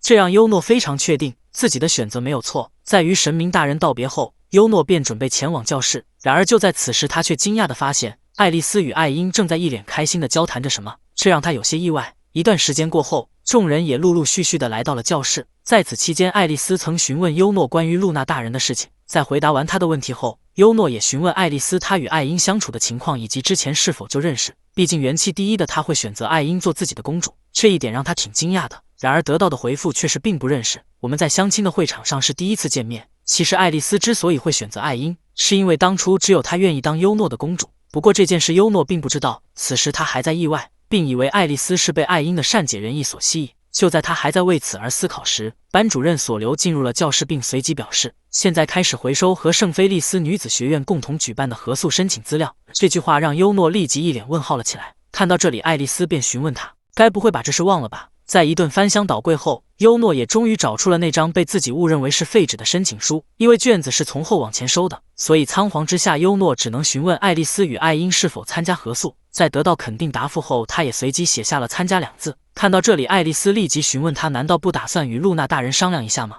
对于这一点，优诺表示合宿不就是聚会之类的活动吗？有爱丽丝的话，露娜大小姐一定也会参加的吧。然而得到的回复却是，你好像误会了什么，这个合宿是要在神兽之森里自给自足地度过3天2夜，可是个极其艰难而严峻的课外教学。优诺本以为学院的合宿是去温泉旅馆愉快地玩耍几天，但是没成想他们真正要去的地方竟是神兽之森，并且还得自给自足地在那里度过3天2夜的时间。听到这里，优诺立即意识到了问题的严重性，随即他便向班主任喊道：“索留老师，我果然……”然而还没等他将后面的话说出来，班主任索留便一脸阴沉地表示：“果然什么？我应该已经给够了时间让你和大小姐商量了吧？你不会告诉我你之前完全没有听我说过这件事吧？”听到这里，优诺也只能识趣地表示：“果然我没有任何问题。”就这样，怀着无比忐忑的心情，优诺在回到家中后便立即向露娜道起了歉来。然而让他感到意外的是，露娜非但没有责怪他，反而还表示自己本来就打算参加，因为他还从未在外面露营过，所以正好趁着这次的机会好好体验一下。听到这里，优诺还是有些过意不去，随即便重新阐述了一遍这次合宿的危险性。他爱丽丝一直在捣乱，于是露娜便让他等谈完事后再来找优诺玩。然而得到的回复却是优诺并不讨厌这样，对吧？为了不得罪两人，于是优诺只能将爱丽丝抱入了怀中，并表示正如大小姐所说的一样，等我们商量完事后再来一起玩吧。虽然优诺的举动让爱丽丝有些意外，但是很快她便露出了胜利的表情，这让现场的气氛瞬间紧张了起来。在沉默了一段时间后，露娜突然询问优诺还有没有其他想说的事了。听到这里，优诺也随即表示阿尔戈斯大人应该不会同意吧。他听说大多数不参加的学生都是因为父母担心合宿时会遇到危险，然而得到的回复却是关于这件事没有任何问题，因为我已经向母亲大人传达了要参加的意思。听到这里，爱丽丝也开始询问优诺要去哪里。在得知竟是要和姐姐单独出去合宿后，她便立即表示自己也要去。虽然露娜直接否决了这一要求，但是她显然没有死心，抱着优诺便开始了不停的撒娇。就在她即将把持不住时，一个冰冷的声音传入了爱丽丝的耳中：“你能暂时先去别的地方待会吗？现在这样我们的话题根本进展不下去。”然而得到的回复却是才不要呢，只有姐姐去也太狡猾了，你不是一直对这种活动毫无兴趣吗？对于这一点，露娜则表示根本没有这回事。再说了，我们只是去学习而已，不会做什么特别的事情。听到这里，爱丽丝立即一脸坏笑地对其询问道：“真的吗？怎么感觉那么可疑呢？”看到这里，优诺便表示这件事都是我的错，明天我会向索留老师道歉并拿回申请书的。然而还没等他把话说完，露娜便一脸生气地表示：“你好像对我参加这次合宿很有意见了，还是说和我一起参加的话，你会不开心吗？”伴随着一句“难道你和我一起参加会不开心吗？”优诺也终于意识到了自己刚才的行为有多么的直男。为了解开误会，于是优诺也随即表示：“当然不是，我也非常想和大小姐一块出去露营。但是神兽之森可是因为经常有数量众多的低级魔物出没而非常出名。虽然他们对魔法骑士学院的学生构不成威胁，但是要将大小姐带到那种随时可能会遭遇威胁的地方，我果然还是不太放心。”然而话音刚落，露娜便一脸淡定地表示：“原来你是在烦恼这点小事啊，我觉得没有任何问题，因为无论碰到什么突发情况，你都会保护好我的，对吧？”因为此时露娜的眼神是那么的无比坚定，以至于优诺根本说不出任何反驳的话来。就这样，属于他们的合宿也正式开始了。野外求生首先要解决的问题，当然是众人的温饱。想到这里，优诺也前往了湖边，并开始捕起了鱼。不过当他将抓到的鱼拿到岸边后，却有一名少女问他自己可不可以尝一口。在告知对方不要吃的太多后，优诺便再次下河捕起了鱼。然而就在此时，他突然意识到了一点，那边是岸上的那名少女，自己压根就不认识啊。想到这里，优诺也随即对其表示：“那条鱼是我钓上来的吧？”然而得到的回复却是：“的确如此，真是辛苦你了。”如此不要脸的行为给优诺整的都有点不会了，感觉对方有可能是附近村子里的小孩。于是优诺便让他吃饱后赶紧回家，因为这附近可是经常有魔兽出没。然而让优诺感到无语的是，对方听完后非但没有照做，反而还让他再给自己拿条鱼来。看到这里，优诺也只能一脸无奈地表示：“剩下的你也全吃了吧，没有办法，我再去抓点回来吧。”就在优诺还在为此而吐槽时，少女却突然表示自己吃的差不多了。伴随着这句话的结束，现场也刮起了一阵妖风。当优诺再次睁开眼时，少女已不见了踪影，只剩下那空空如也的竹篓。就这样一段时间过后，捕完鱼的优诺也随即返回了据点。看到这里，神明大人也立即出门相迎了起来。有人等着自己回来，这种感觉让优诺觉得非常不错。在沉浸了一会后，优诺便开始询问两人有没有跟自己一样碰到什么怪异的事情。对于这一点，露娜表示没有发生任何事。不过这么说好像也不太对，虽然没有直接受到攻击，但是在森林的深处有一只比树还大的野兽，好像一直在看着我们这边。露娜的描述让优诺有些担忧，他害怕对方会趁着自己不在的时候攻击据点。而此时神明大人则表示，关于这一点应该不用担心，因为据他的猜测，对方有可能是守护这片森林的神兽。神明大人的一番话语让优诺与露娜感到了吃惊，他们没想到之前一直盯着营地的巨狼有可能会是一只神兽。结合这片森林的名字看来，神明大人的猜想非常有可能。还有就是临走之前，他特意布置了一个爱丽丝教给他的结界魔法，从上面没有任何损伤，这一点可以看出神兽似乎并不会主动攻击他们。但是如果是这样的话，他为什么还会故意出现在人类的面前？就在优诺还在为此而不解时，另外一边的露娜则表示这件事先放一边，我们还是先准备晚饭吧。听到这里，优诺便让两人稍等一会，他现在就去准备晚餐。然而得到的回复却是这点小事就不劳烦你了。随后露娜与神明大人便开始合力做起了饭，如此和谐的场景让优诺都不禁地感慨了起来。然而就在他还在为此而幻想时，突然一个熟悉的声音传入了他的耳中，只见爱丽丝与艾因竟然也来到了这里。他们原本打算沿着河流找一个人烟稀少的地方当做据点，但是没成想优诺的想法与爱丽丝不谋而合，因此才会碰到一块。在阐述完情况后，爱丽丝便在优诺的耳边窃窃私语道：“露娜大人与雅典娜大人都在准备晚餐，你在这里当甩手掌柜子真的好吗？”听到这里，优诺也对其阐述了一遍他们这边的情况，随后他便开始询问爱丽丝露娜大人有没有做过料理。然而得到的回复其实我也不清楚，但是露娜大人不管做什么事肯定都能出色的完成。然而话音刚落，露娜便表示自己可都听见了。看到这里，爱丽丝便立即上前对其表示了抱歉，随后便打算带着艾因离开这里。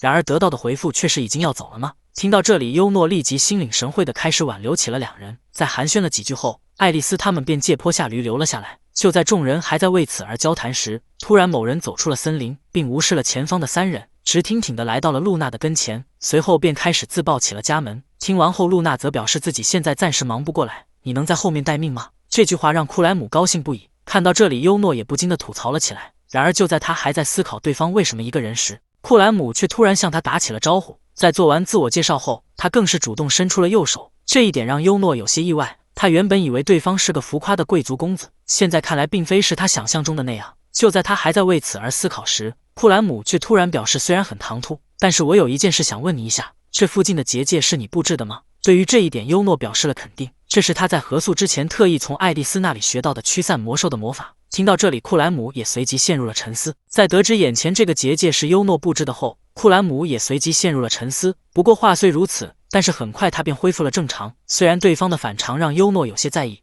不过因为此时神明大人与露娜已经准备好了晚饭，所以他也没有过多的深究。随后众人便开始了就餐。看着手里这个神明大人第一次亲自做的料，优诺感觉无论有多少自己都能吃完。然而当他品尝了一口后，优诺瞬间感觉自己刚才的大话有点说早了。不过话虽如此，但是为了不打击神明大人与露娜的积极性，于是他只能硬着头皮表示两人的料理实在是太美味了。听到这里，神明大人与露娜便打算也拿之尝尝。察觉出不妙的优诺立即与库莱姆交换了眼神，随后两人便将所有的烤鱼全部塞进了嘴里，这差点要了优诺的老命。在解决完晚饭的危机后，众人便前往了附近的温泉。虽说这里是学长们花费了数年的时间才好不容易盖起来的地方，但周围的环境实际上非常的简陋，这部男女温泉之间仅隔了一个栅栏。要不是有库莱姆这个碍事的家伙，估计优诺早就按耐不住了。就在他将魔力集中到眼睛想要使用透视魔法时，一旁的库莱姆却突然叫出了他的名字，这给优诺吓了个半死。不过好在对方只是询问他和露娜大人相处的怎么样，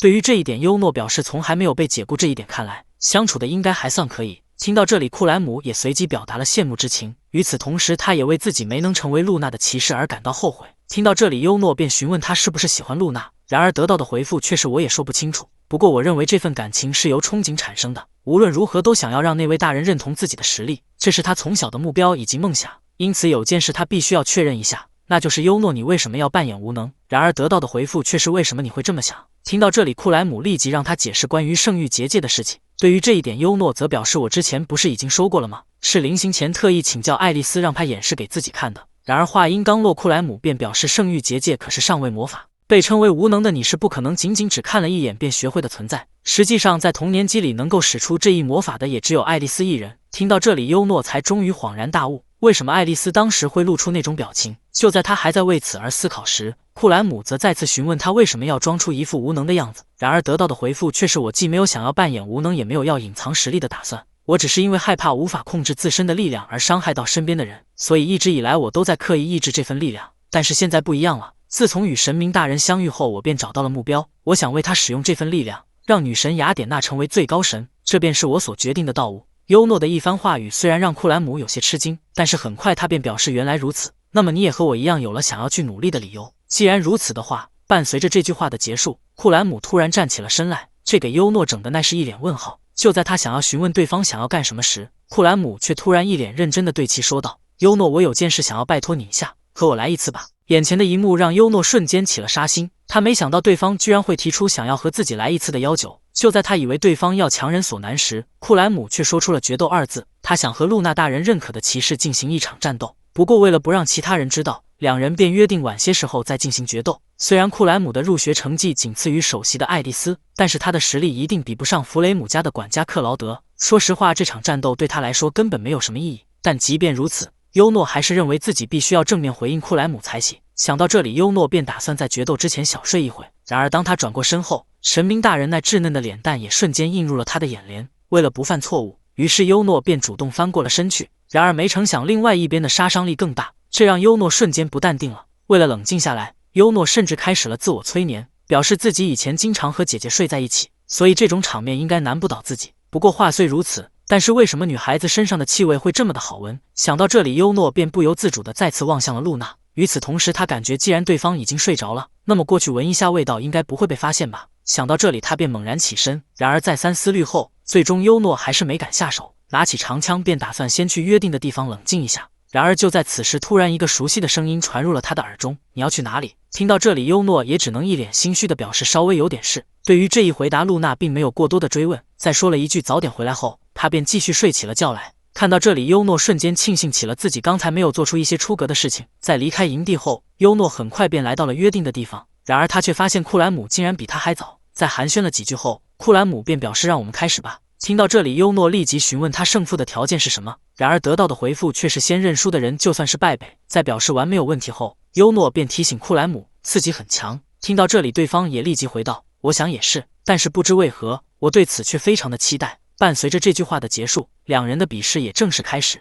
然而让库兰姆没想到的是，仅仅只是一瞬间，对方的长枪便已抵达了他的咽喉。与此同时，优诺也开口说道：一次。听到这里，感到不甘心的库兰姆立即发起了反击。然而面对他那自信的一击，优诺不仅非常轻松的便躲闪了出去，而且还再次开口说道：两次。随后优诺便询问库兰姆为什么不使用魔法，然而得到的回复却是你才是，不用客气，尽管使出全力。我还没有说出败北二字。听到这里，优诺也只能一脸无奈的回道：我明白了，那么我就稍微认真点吧。话音刚落，优诺便在同一方向瞬间朝库兰姆发动了11次攻击，而他竟然连一次也没有做出反应。伴随着一句这就是第3次了，库兰姆也终于放下了手里的武器，并表示自己终于理解了，是我输了。然而就在两人决斗期间，神兽之森的某处却突然出现了一个人影，并一脸坏笑地俯视着大地上的魔物。神明大人的一番话语让优诺与露娜感到了吃惊，他们没想到之前一直盯着营地的巨狼有可能会是一只神兽。结合这片森林的名字看来，神明大人的猜想非常有可能。还有就是临走之前，他特意布置了一个爱丽丝交给他的结界魔法，从上面没有任何损伤，这一点可以看出神兽似乎并不会主动攻击他们。但是如果是这样的话，他为什么还会故意出现在人类的面前？就在优诺还在为此而不解时，另外一边的露娜则表示这件事先放一边，我们还是先准备晚饭吧。听到这里，优诺便让两人稍等一会，他现在就去准备晚餐。然而得到的回复却是这点小事就不劳烦你了。随后露娜与神明大人便开始合力做起了饭，如此和谐的场景让优诺都不禁地感慨了起来。然而就在他还在为此而幻想时，突然一个熟悉的声音传入了他的耳中，只见爱丽丝与艾因竟然也来到了这里。他们原本打算沿着河流找一个人烟稀少的地方当作据点，但是没成想优诺的想法与爱丽丝不谋而合，因此才会碰到一块。在阐述完情况后，爱丽丝便在优诺的耳边窃窃私语道：露娜大人与雅典娜大人都在准备晚餐，你在这里当甩手掌柜子真的好吗？听到这里，优诺也对其阐述了一遍他们这边的情况，随后他便开始询问爱丽丝露娜大人有没有做过料理。然而得到的回复其实我也不清楚，但是露娜大人不管做什么事肯定都能出色的完成。然而话音刚落，露娜便表示自己可都听见了。看到这里，爱丽丝便立即上前对其表示了抱歉，随后便打算带着艾因离开这里。然而得到的回复却是已经要走了吗？听到这里，优诺立即心领神会的开始挽留起了两人。在寒暄了几句后，爱丽丝他们便借坡下驴留了下来。就在众人还在为此而交谈时，突然某人走出了森林，并无视了前方的三人，直挺挺地来到了露娜的跟前，随后便开始自报起了家门。听完后，露娜则表示自己现在暂时忙不过来，你能在后面待命吗？这句话让库莱姆高兴不已。看到这里，优诺也不禁地吐槽了起来。然而就在他还在思考对方为什么一个人时，库兰姆却突然向他打起了招呼。在做完自我介绍后，他更是主动伸出了右手，这一点让优诺有些意外。他原本以为对方是个浮夸的贵族公子，现在看来并非是他想象中的那样。就在他还在为此而思考时，库兰姆却突然表示，虽然很唐突，但是我有一件事想问你一下，这附近的结界是你布置的吗？对于这一点，优诺表示了肯定，这是他在合宿之前特意从爱丽丝那里学到的驱散魔兽的魔法。听到这里，库莱姆也随即陷入了沉思，看着自己一手创造出来的杰作，以及地面上那惊慌失措的人们，女神阿斯塔罗特也随即露出了满意的笑容。来吧，优诺，属于我们两人的愉悦夜晚开始了。虽然优诺他们在前往据点的途中遇到了不少的魔物，但其实这些只是对方的先头部队，而魔军暴走的本体应该再过不久便会抵达这里。虽然索留老师已经展开了魔法结界，可以暂时阻挡下魔物的攻击，但是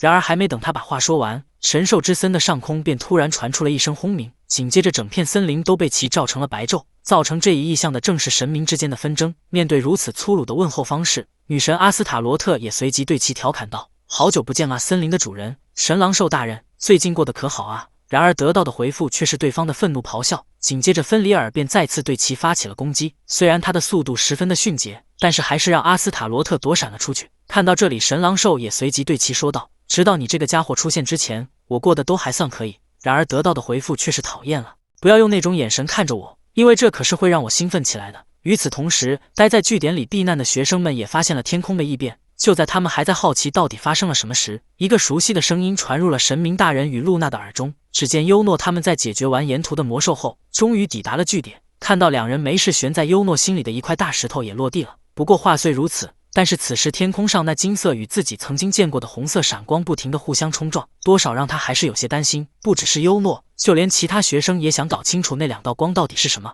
对于这一点，索留老师表示，根据王都检测队的情报，似乎是女神阿斯塔罗特与神兽芬里尔的斗争。听到这里，优诺更加确信了自己的猜想，这次的魔军暴走应该是那个女神搞的鬼。然而此时结界外侧的魔兽也越聚越多了，这使得索留老师那边的压力不断的增加，这让优诺有些担心。对于这一点，索留老师则让他放宽心，因为就在刚才他已收到王国骑士团正在朝这边进军的消息，据说剑圣磊阿斯塔利奥也会和骑士团同行。这句话让在场的所有人瞬间安心了不少，不过有一人除外。优诺感觉眼前的状况应该已经变得相当的严峻，因为已经到了不让剑圣也就是自己的姐姐出面就无法阻止的局面。面对两个神明之间的纷争，王国方面不得不派出剑圣来平息此次的事件。然而在他到来之前，结界里的众人也只能祈求神明的战斗不要波及到他们。在听完女神阿斯塔罗特的嘲讽后，芬里尔则直接表示自己还没有沦落到被赝品说3道4的地步。然而话音刚落，阿斯塔罗特便一脸坏笑地说道：“吠叫不正是你的职责吗？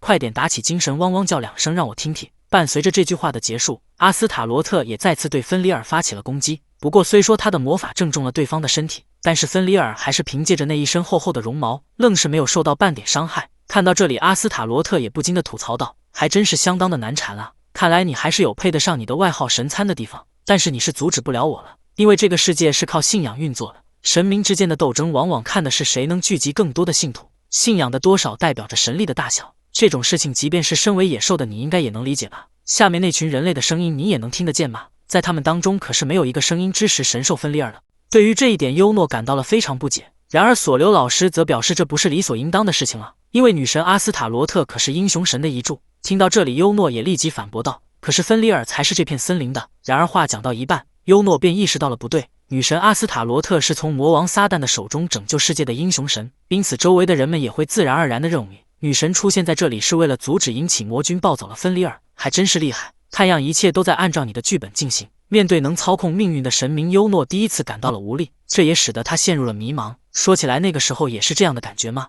也许自己当时的选择也是错误的。然而就在他越陷越深时，优诺的脑海里突然浮现出了神明大人的微笑，这也使得他随即冷静了下来。回想起与神明大人相遇后的点点滴滴，优诺认为自己此时内心里的这份感觉才是最真实的，绝对没有任何错误。想到这里，优诺也随即做出了一个决定。然而就在他想要与神明大人说些什么时，优诺却惊讶地发现神明大人的表情有些不对，这让他感到了不解。还没等优诺询问神明大人到底是怎么了，雅典娜便主动走了过来，并一头扎入了他的怀里，这让优诺有些不知所措。更要命的是，此时露娜的眼神有点吓人。就在他还在思考神明大人为什么这么主动时，突然一个细微的声音传入了他的耳中：“拜托你，请去救救那个孩子吧。”神明大人的异常让优诺感到了不解。然而就在他想要询问对方到底发生了什么时，神明大人却突然在他的耳边轻声说道：“拜托你去救救那个孩子吧，他和这片土地有着古老的契约，是一直守护着这片大地的神兽。”就在两人交谈之际，另外一边的芬里尔已逐渐处于下风，这让神明大人百感交集，并不禁的喃喃自语道：“那个孩子正在哭泣，有可能是感同身受。”此时神明大人也流下了悲伤的眼泪。看到这里，优诺再也坐不住了。虽然他想立即前去帮助芬里尔，可是优诺又害怕自己离开后据点这边会有危险。即便此时同学们已自发地开始支援起了索留老师，但是谁也无法保证中途会出现什么意外。就在优诺还在为此而拿不定主意时，突然一个熟悉的声音传入了他的耳中：“放心去做你想做的事吧，如果是你的话，我相信一定能够做些什么吧。”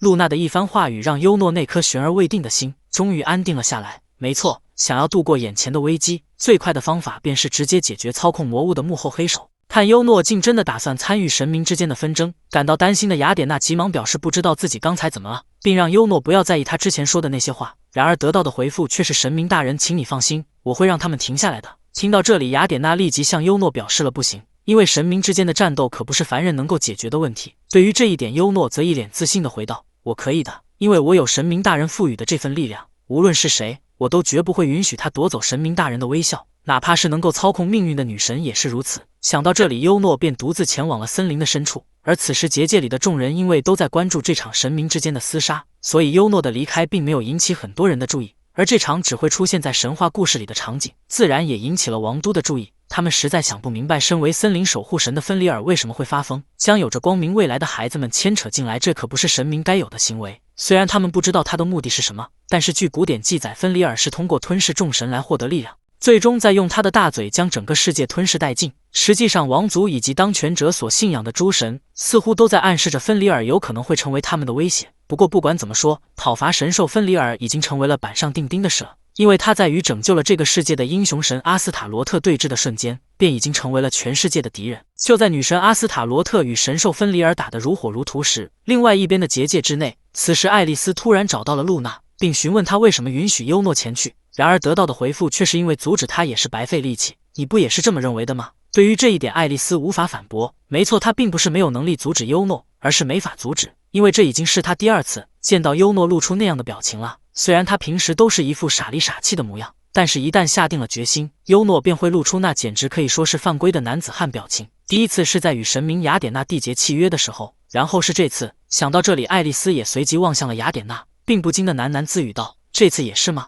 然而就在爱丽丝还在为此而担心时，一个熟悉的声音传入了她的耳中：“那个家伙会回来的，因为我还没有同意他死去。”对于这一点，爱丽丝表示自己也想相信优诺，但是神明之间的战斗可不是闹着玩的。此时一旁的小胖也跑过来劝解爱丽丝不要再乱想了，优诺又不是傻瓜，估计他过去后发现什么也做不了，便会自行回来的。对于这一点，库莱姆也表示了认同。听到这里，爱丽丝再也忍受不下去了，随即便向众人表示不要说的那么简单好不好？还是你们在那故意装傻呢？优诺可是朝着那边过去了。然而话音刚落，爱丽丝便意识到了自己的失态，并让她感觉自己现在必须冷静下来。明明大家和她一样都感到了不安，而此时库莱姆则突然表示，如果是以前的话，我肯定也会认为优诺同学的行为不仅无谋，而且还非常的轻率。但是现在不同了，虽然无法拿出什么证据，但是我敢肯定优诺一定会活着回来的，至少我坚信是这样的。与此同时，另外一边的优诺已离开结界有一段距离了，看着上方那互相厮杀的神明，优诺感觉自己如今已经来到了命运的分叉点，在这之后选错任何一个选项都足以致命，所以他认为自己需要等待最佳的时机再出手。不过话虽如此，但是恐怕魔军暴走的主体很快便会抵达据点，这一点虽然让优诺感到了不安，不过临走时库莱姆曾向他保证，即使拼上自己的性命，也会保护好神明大人以及露娜的安全。更何况参加这次露营的学生都是学院里的精英，而且王国骑士团和姐姐大人很快也会抵达据点。虽然优诺知道没什么可担心的，但是他的心中还是有一股莫名的不安。想到这里，优诺也随即使用拍脸的方式让自己冷静下来，并开始整理起了思绪。他现在首要的目标是帮助芬里尔，为此他必须想出一个方法，将女神阿斯塔罗特扼杀于此。但是杀死英雄神可不是闹着玩的，最坏的情况不只是自己，就连阿斯塔利奥家族都会跟着一块完蛋。这事要是让姐姐知道的话，优诺感觉光想象一下都让他浑身冒冷汗。然而此时优诺突然注意到了一点，自己什么时候开始变得这么自负了？刚才的发言简直就像是只要自己想，随时都能杀死英雄神阿斯塔罗特一样。看着天空上那互相厮杀的神明，优诺不仅没有感到害怕，反而还在担心自己一旦出手外，一不小心把女神打死了怎么办。不过话虽如此，但是优诺感觉说不定这次也是一个测试的好机会，看看自己使出全力到底能做到什么程度。就在他还在为此而思考时，另外一边的阿斯塔罗特已经对这场战斗失去了兴趣，接下来的一击他将会为这场闹剧画上句号。看到这里，优诺便知道时机已经成熟了。为了能在阿斯塔罗特攻击之前抵达战场，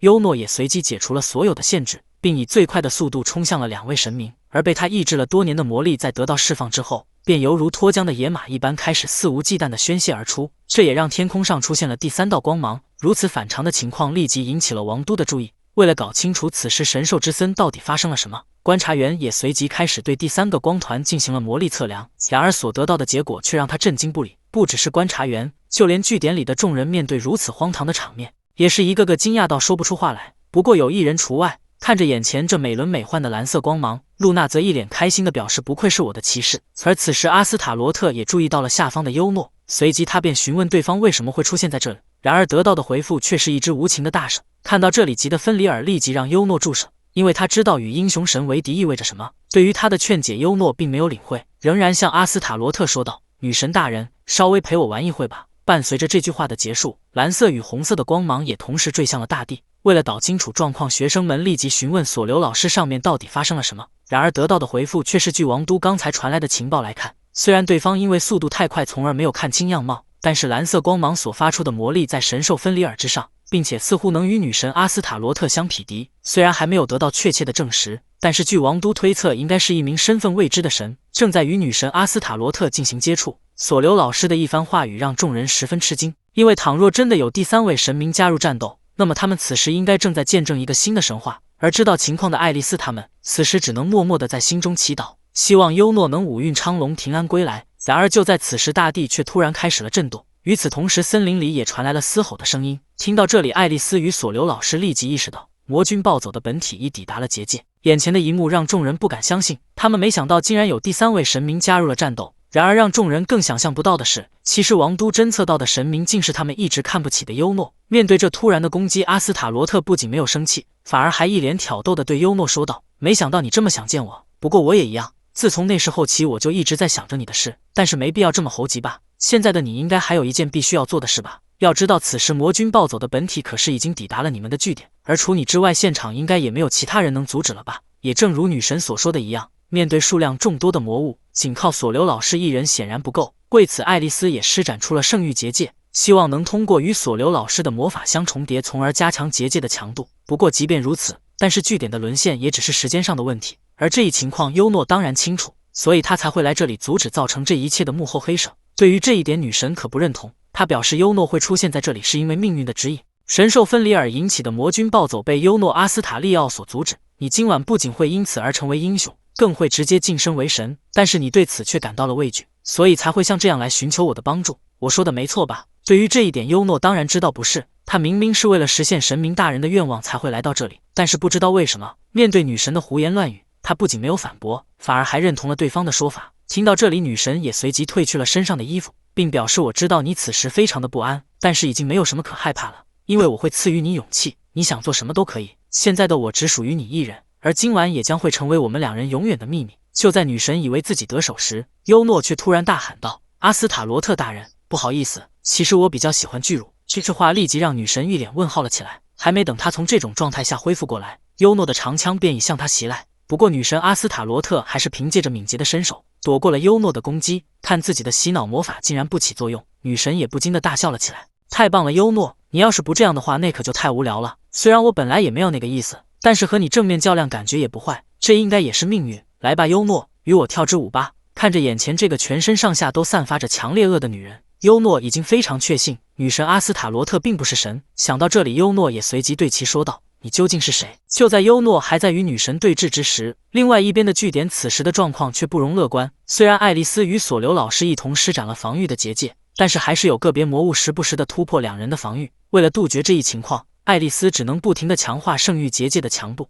看到这里，索留老师便让她不要太勉强自己了。对于这一点，爱丽丝并没有答应，因为眼下只有她能施展圣域结界。为了让优诺能够随时回来，她无论如何也必须要守护住这个据点。不过话虽如此，但是随着时间的推移，以及面对那无穷无尽的魔物攻击，爱丽丝维持结界也越来越吃力。不只是她，此时据点里已有半数的学生耗尽了魔力。虽然在库莱姆他们的努力下，现场暂时还没有出现伤亡的情况，但是继续下去的话可就难说了。想到这里，爱丽丝只能勉强自己强行提升圣域结界的效果。然而伴随着她那脑中的一声清脆的响声，爱丽丝的身体也不听使唤地跪在了地上，这让她直接愣在了原地。看着自己那双不停颤抖的双手，爱丽丝怎么也无法相信她的魔力竟然已经耗尽了。面对自己的无能，爱丽丝只能一脸苦笑地说道：“我又一次什么都没有做到吗？不仅没能阻止重要的人奔向危险的地方，而且就连守护住他的龟锁也无法做到。我为什么会这么的弱？这还算什么学年首席？”想到这里，爱丽丝也不由得望向了后方，并不禁地喃喃自语道：“我难以触及并未知目标之人，无论在哪都极美丽又强大。我想成为像你一样的人，如此一来的话，一定就能。”想到这里，爱丽丝也随即开口说道：“幽诺，你现在在哪里呢？我在这里呢，救救我吧，幽诺。”然而就在魔物即将突破结界攻击到爱丽丝时，忽然一股熟悉的感觉出现在了她的身后，这也让爱丽丝随即望向了后方，并叫出了幽诺的名字。然而得到的回复却是没必要为此而哭泣。伴随着这句话的结束，爱丽丝前方的魔物也被一扫而空。与此同时，一个熟悉的声音也传入了爱丽丝的耳中：“多亏了你的支援，才能保持住结界的强度，这也使得受害的程度被降到了最低。这可是无可挑剔且非常了不起的魔法哦！”看到这里，爱丽丝也不禁地叫出了雷姐姐大人，而得到的回复则是：“好久不见了，爱丽丝，让你们久等了，接下来就交给我吧。”来者正是王国有史以来最强的骑士，幽诺的姐姐剑圣蕾阿斯塔利奥。眼前的一幕让爱丽丝重拾了希望，因为他们终于等来了王国最强的骑士剑圣磊阿斯塔利奥。因为此时据点的情况已非常的糟糕，所以磊并没有与索留老师过多的寒暄，便立即指挥骑士团接管起了防御的工作。他首先让屏障组加固起周围的结界，随后让讨伐组清理附近的魔物，至于恢复组则留在结界内救助耗尽魔力的学生。在磊的指挥下，战场的状况很快便得到了逆转。看着他那可靠的背影，学生们也随即高兴地欢呼雀跃了起来，因为他们知道自己得救了。与众人的表情不同，此时爱丽丝则一脸担心地来到了磊的面前，并表示姐姐大人优诺他。然而还没等他把话说完，磊便表示我知道，没关系的，优诺不会有任何问题的。对方的反应让爱丽丝有些意外，然而还没等他从这种状态下恢复过来，磊便望向了另外一边，并开口说道：话说那边的那位就是雅典娜大人吧？伴随着这句话的结束，雷也走到了雅典娜的面前，并开始做起了自我介绍以及感谢她照顾自己的弟弟。在听见对方是优诺的姐姐后，雅典娜也立即开始手忙脚乱地回复起了对方。看到这里，雷也随即开口说道：真美啊，能够和雅典娜大人缔结契约，优诺的运气也太好了。这句话出乎了雅典娜的预料，不过对于姐姐的肯定，她显然非常开心。看这边已告一段落，于是磊便将视线转移到了另外一边，而此时露娜也望向了这边，这让现场的气氛瞬间紧张了起来。在此期间，磊曾表示只是在毕业前这段时间暂时借给你而已，然而得到的回复却是真会如你所愿吗？说不定毕业之后也会和我一直在一起吧，什么事都是有可能发生的。两人的对话让众人感到了一脸懵逼。就在他们还在纳闷为什么现场的氛围会变成这样时，磊突然表示我就承认你有些看人的眼光吧，但是不要忘了，优诺最喜欢的可是他的姐姐。听到这里，露娜也随即回道：是这样啊，但是现在优诺可是和我一块生活在同一屋檐下，并且他本人也曾经非常高兴地说过，这里和阿斯塔利奥家完全不一样。伴随着这句话的结束，现场的气氛也再次紧张了起来。看到这里，爱丽丝也不禁地吐槽道：要是比起来的话，我还是优诺的青梅竹马兼同桌呢。不对，都这个时候了，自己在想什么呢？话说回来，他以前就觉得露娜与磊姐姐很像，但是没想到会像到这种程度。然而就在此时，骑士团长突然走了过来，并表示磊大人已经准备好了。听到这里，磊也随即一脸不悦地回道：我知道了，正好拿眼前这些魔物出气，并且让优诺好好看看姐姐大显身手的帅气英姿。眼前的一幕让剑圣感到了不爽，因为竟然有人想跟自己抢弟弟。就在他还在对此而无处泄愤时，正巧此时骑士团长走了过来，并通知他已经准备完毕。这也让结界外的魔物大军自然而然地成为了剑圣出气的对象。只见伴随着他那拔剑的瞬间，周围的魔力便开始了急剧攀升，并逐渐汇聚到了剑圣的武器之上。当这股力量达到顶峰之时，雷也随即举起了手中的大宝剑。此时他的剑气已突破了天际，直冲云霄。伴随着那斩字的出现，剑圣前方的一切也化为了尘埃，这也使得刚才还一望无际的魔物大军瞬间消失了大半。眼前的一幕让众人震惊不已，而磊却一脸轻松地表示：让我们继续前进吧。这逆天的实力让骑士团瞬间沸腾了起来，同时也让爱丽丝安心了不少。她感觉如果是姐姐大人的话，一定能救出优诺。与此同时，另外一边的女神面对优诺的质问，不仅没有回答，反而在冷笑了一声后，便突然发起了攻击。虽然优诺对于对方的身份以及那句今天你会成为神这句话感到了疑惑，但是面对来势汹汹的女神，优诺感觉现在不是考虑这些的时候，眼下最重要的是该如何打败对方。想到这里，优诺也开始转手为攻。然而即使此时对方的姿势不便于躲闪，但是阿斯塔罗特还是躲过了这一攻击。虽然优诺立即对其发起了追击，但是也依然没有伤到对方分毫，这让优诺有些恼火。他感觉眼前这个家伙不仅当初侮辱了自己的神明，而且还将无辜的学生们暴露在了危险之中，在此期间更是利用自己的地位，将这片大地的守护神芬里尔污蔑成了魔君暴走的罪魁祸首。做了如此多的坏事，不仅没有半点悔意，反而还乐在其中，这根本不是神明该有的行为。不过话虽如此，但是无论优诺如何的攻击，始终都无法伤到女神，而且对方显然也没有完全拿出实力，仍在一脸游刃有余地戏耍着优诺。看到这里，他便知道自己使出的力量还不够，为了能与女神相匹敌，优诺也开始提升起了自己的速度。他感觉哪怕对方是在数个神话中都有记载的神明，又或者是世人崇拜并将其奉为英雄的存在，就算只有他一人，也绝对不会承认眼前之人。伴随着这句话的结束，优诺的长枪也终于刺破了女神的身体。这一点虽然让他感到了意外，不过与此同时，也让女神阿斯塔罗特的脸上露出了兴奋的表情。虽然女神阿斯塔罗特拥有英雄神的实力，但是在优诺的不断进攻下，最终她的长枪终于刺破了对方的身体。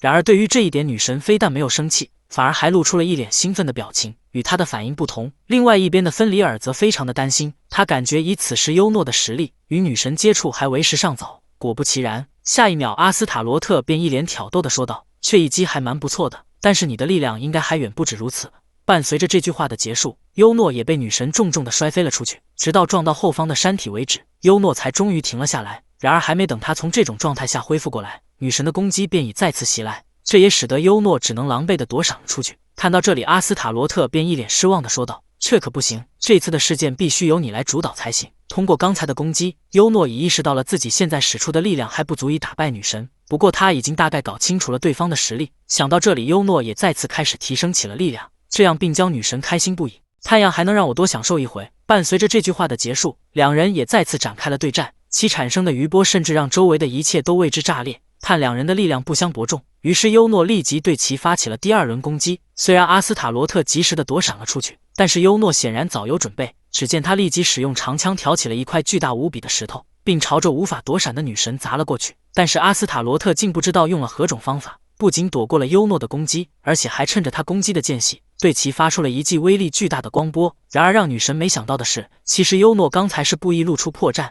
此时的距离足以让他杀死女神。然而就在他的长枪即将刺穿对方的喉咙时，优诺却突然停了下来。对于这一点，阿斯塔罗特显然并不意外。看着他那不停颤抖的双手，女神也随即开口说道：“太阳，你已经发现了你的实力与我不相上下的意义。虽然没想到你会突然冒出来妨碍我，但是现在看来，这也许应该也是计划的一部分。”对于女神的讲话，优诺并没有回应。虽然他现在的确可以杀死阿斯塔罗特，但是如果这是个错误的选择，那么他周围的一切都会因他而受到牵连。就在他还在为此而犹豫不决时，另外一边的女神则一脸兴奋地表示：“恭喜你，优诺阿斯塔利奥，以你的实力足够成为我的玩具。”虽然此时优诺完全有能力杀死女神，但是在最后一秒他却犹豫了，因为他不确定这一决定是否正确。毕竟如果他选错了的话，不只是自己，就连他一直想要守护的人都会因此而受到牵连。似乎是看出了优诺的迷茫，此时女神也再次对其煽动道：“你从出生起便被安排成为了我们的对手，而我们也不会因为无聊而感到焦躁不安。我还是第一次如此感激神明，因为他居然给予了我们一个这么棒的玩具。”女神的认可让优诺那颗无法安定的心愈加烦躁了起来，并让他不停否定对方的讲话。看到这里，阿斯塔罗特便知道只需要临门一脚，优诺的心理防线便会崩溃。为做到这点，于是他便再次对其挑衅道：“尽管使出全力吧，优诺，将你的力量展现给世人看看吧，告诉全世界你就在这里。”面对女神的低语，优诺再也忍受不住了。此时此刻，他已完全失去了理智，一心想着要堵住对方的嘴巴。这也让优诺随即一脸愤怒地对其大喊道：“给我闭嘴！”对方的举动完全在女神的预料之内。就在他以为自己的计谋得逞时，突然一股强大的威压自上而下将优诺笼罩其中。看到这里，芬里尔立即对其大喊道：“笨蛋，你别被吞噬了！”伴随着这句话的结束，一股威力巨大的能量光波也开始朝地面袭来。虽然芬里尔立即对优诺展开了营救，但是很快两人的身影便被光波吞没其中。待这股力量逐渐消散之时，周围的一切已化为了尘埃。与此同时，路西法也出现在了神兽之森的上空，这一点显然出乎了女神的意料之外。然而还没等他开口，路西法便对其表示：“你违约了阿斯塔罗特。”然而得到的回复却是对方的不屑一顾。就在两人还在为此而剑拔弩张时，另外一边的芬里尔已带着优诺逃向了远方。为了防止他做出傻事，于是芬里尔便提醒优诺千万不要再出手了，因为他现在根本无法处理眼前的情况。对于这一点，优诺当然知道，他能明显感觉出自己与那个人的实力相差悬殊。不过即便如此，但是不知道为何优诺感觉对方有什么东西与自己非常相似。为了搞清楚这点，优诺也随即离开了芬里尔的嘴了，并表示自己想跟那个人沟通一下。这句话直接给芬里尔整愣了，合计自己提醒了半天，你是一句都没有听进去啊。而此时另外一边的阿斯卡罗特在听完路西法的讲话后，便一脸不屑地表示，在回答你的问题之前，你是不是有些事必须对我解释一下？在听到违约这个词后，女神阿斯塔罗特便立即一脸不屑地回道：“在此之前，你是不是有什么事需要对我解释一下？看来我亲自来寻找答案是正确的。野良神以及优诺阿斯塔利奥这样的人类出现，还有你用约定来束缚我的意图，这说明了这一切还没有画下句号，是不是最高神大人？”然而得到的回复却是放弃吧，魔眼对我无效。对于这一点，阿斯塔罗特则表示你又想转移话题是吧？而路西法却回道你只需要遵守约定就行，时机到了你自会明白一切。听到这里，阿斯塔罗特也随即解除了魔眼，并一脸坏笑地说道：“原来是这样啊。”与此同时，路西法也开口说道：“还有你小丑，连自己的力量都无法控制的废物，别来烦我了。”听到这里，优诺立即一脸不解地问道：“小丑说的是我吗？”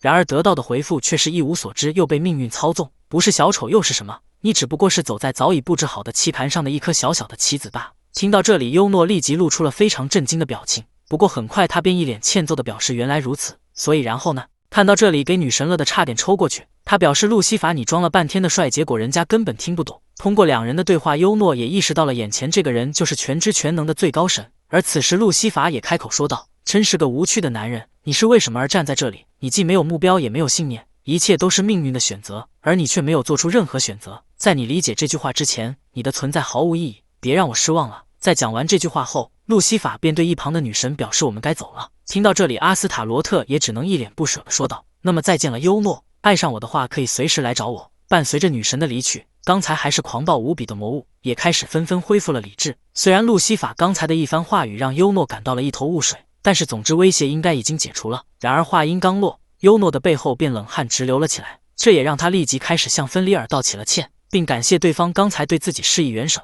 虽然他原本是来救芬里尔的，但是没想到反而被救了。就在优诺还在为此而吐槽时，芬里尔却突然询问他要走了吗？对于这一点，优诺表示了肯定，因为自己的神明与同伴都在等待着自己。想到这里，优诺也开始往据点赶去。然而此时芬里尔却突然跳到了他的前方，并表示坐上来吧，我送你到同伴的身边。与此同时，据点周围的魔物在恢复理智后，便开始纷纷的四散而逃了起来。看到这里，剑圣便让大家返回据点清点人数。看优诺久久没有回来，于是雅典娜找到了索留老师，并表示自己想要出去寻找优诺。然而得到的回复却是对方的不断摇头。看到这里，急的雅典娜再次请求了起来，而索留老师却让他望向另外一边。只见此时森林里竟然有个人影正在朝据点跑来，此人正是优诺与芬里尔。看到这里，大家也不约而同地露出了安心的表情。而另外一边的神明大人在看见优诺后，更是一脸激动地跑向了对方。优诺也是迫不及待地跳下了狼身，并与雅典娜相拥到了一块。伴随着一句欢迎回来，也意味着这犹如噩梦的夜晚终于结束了。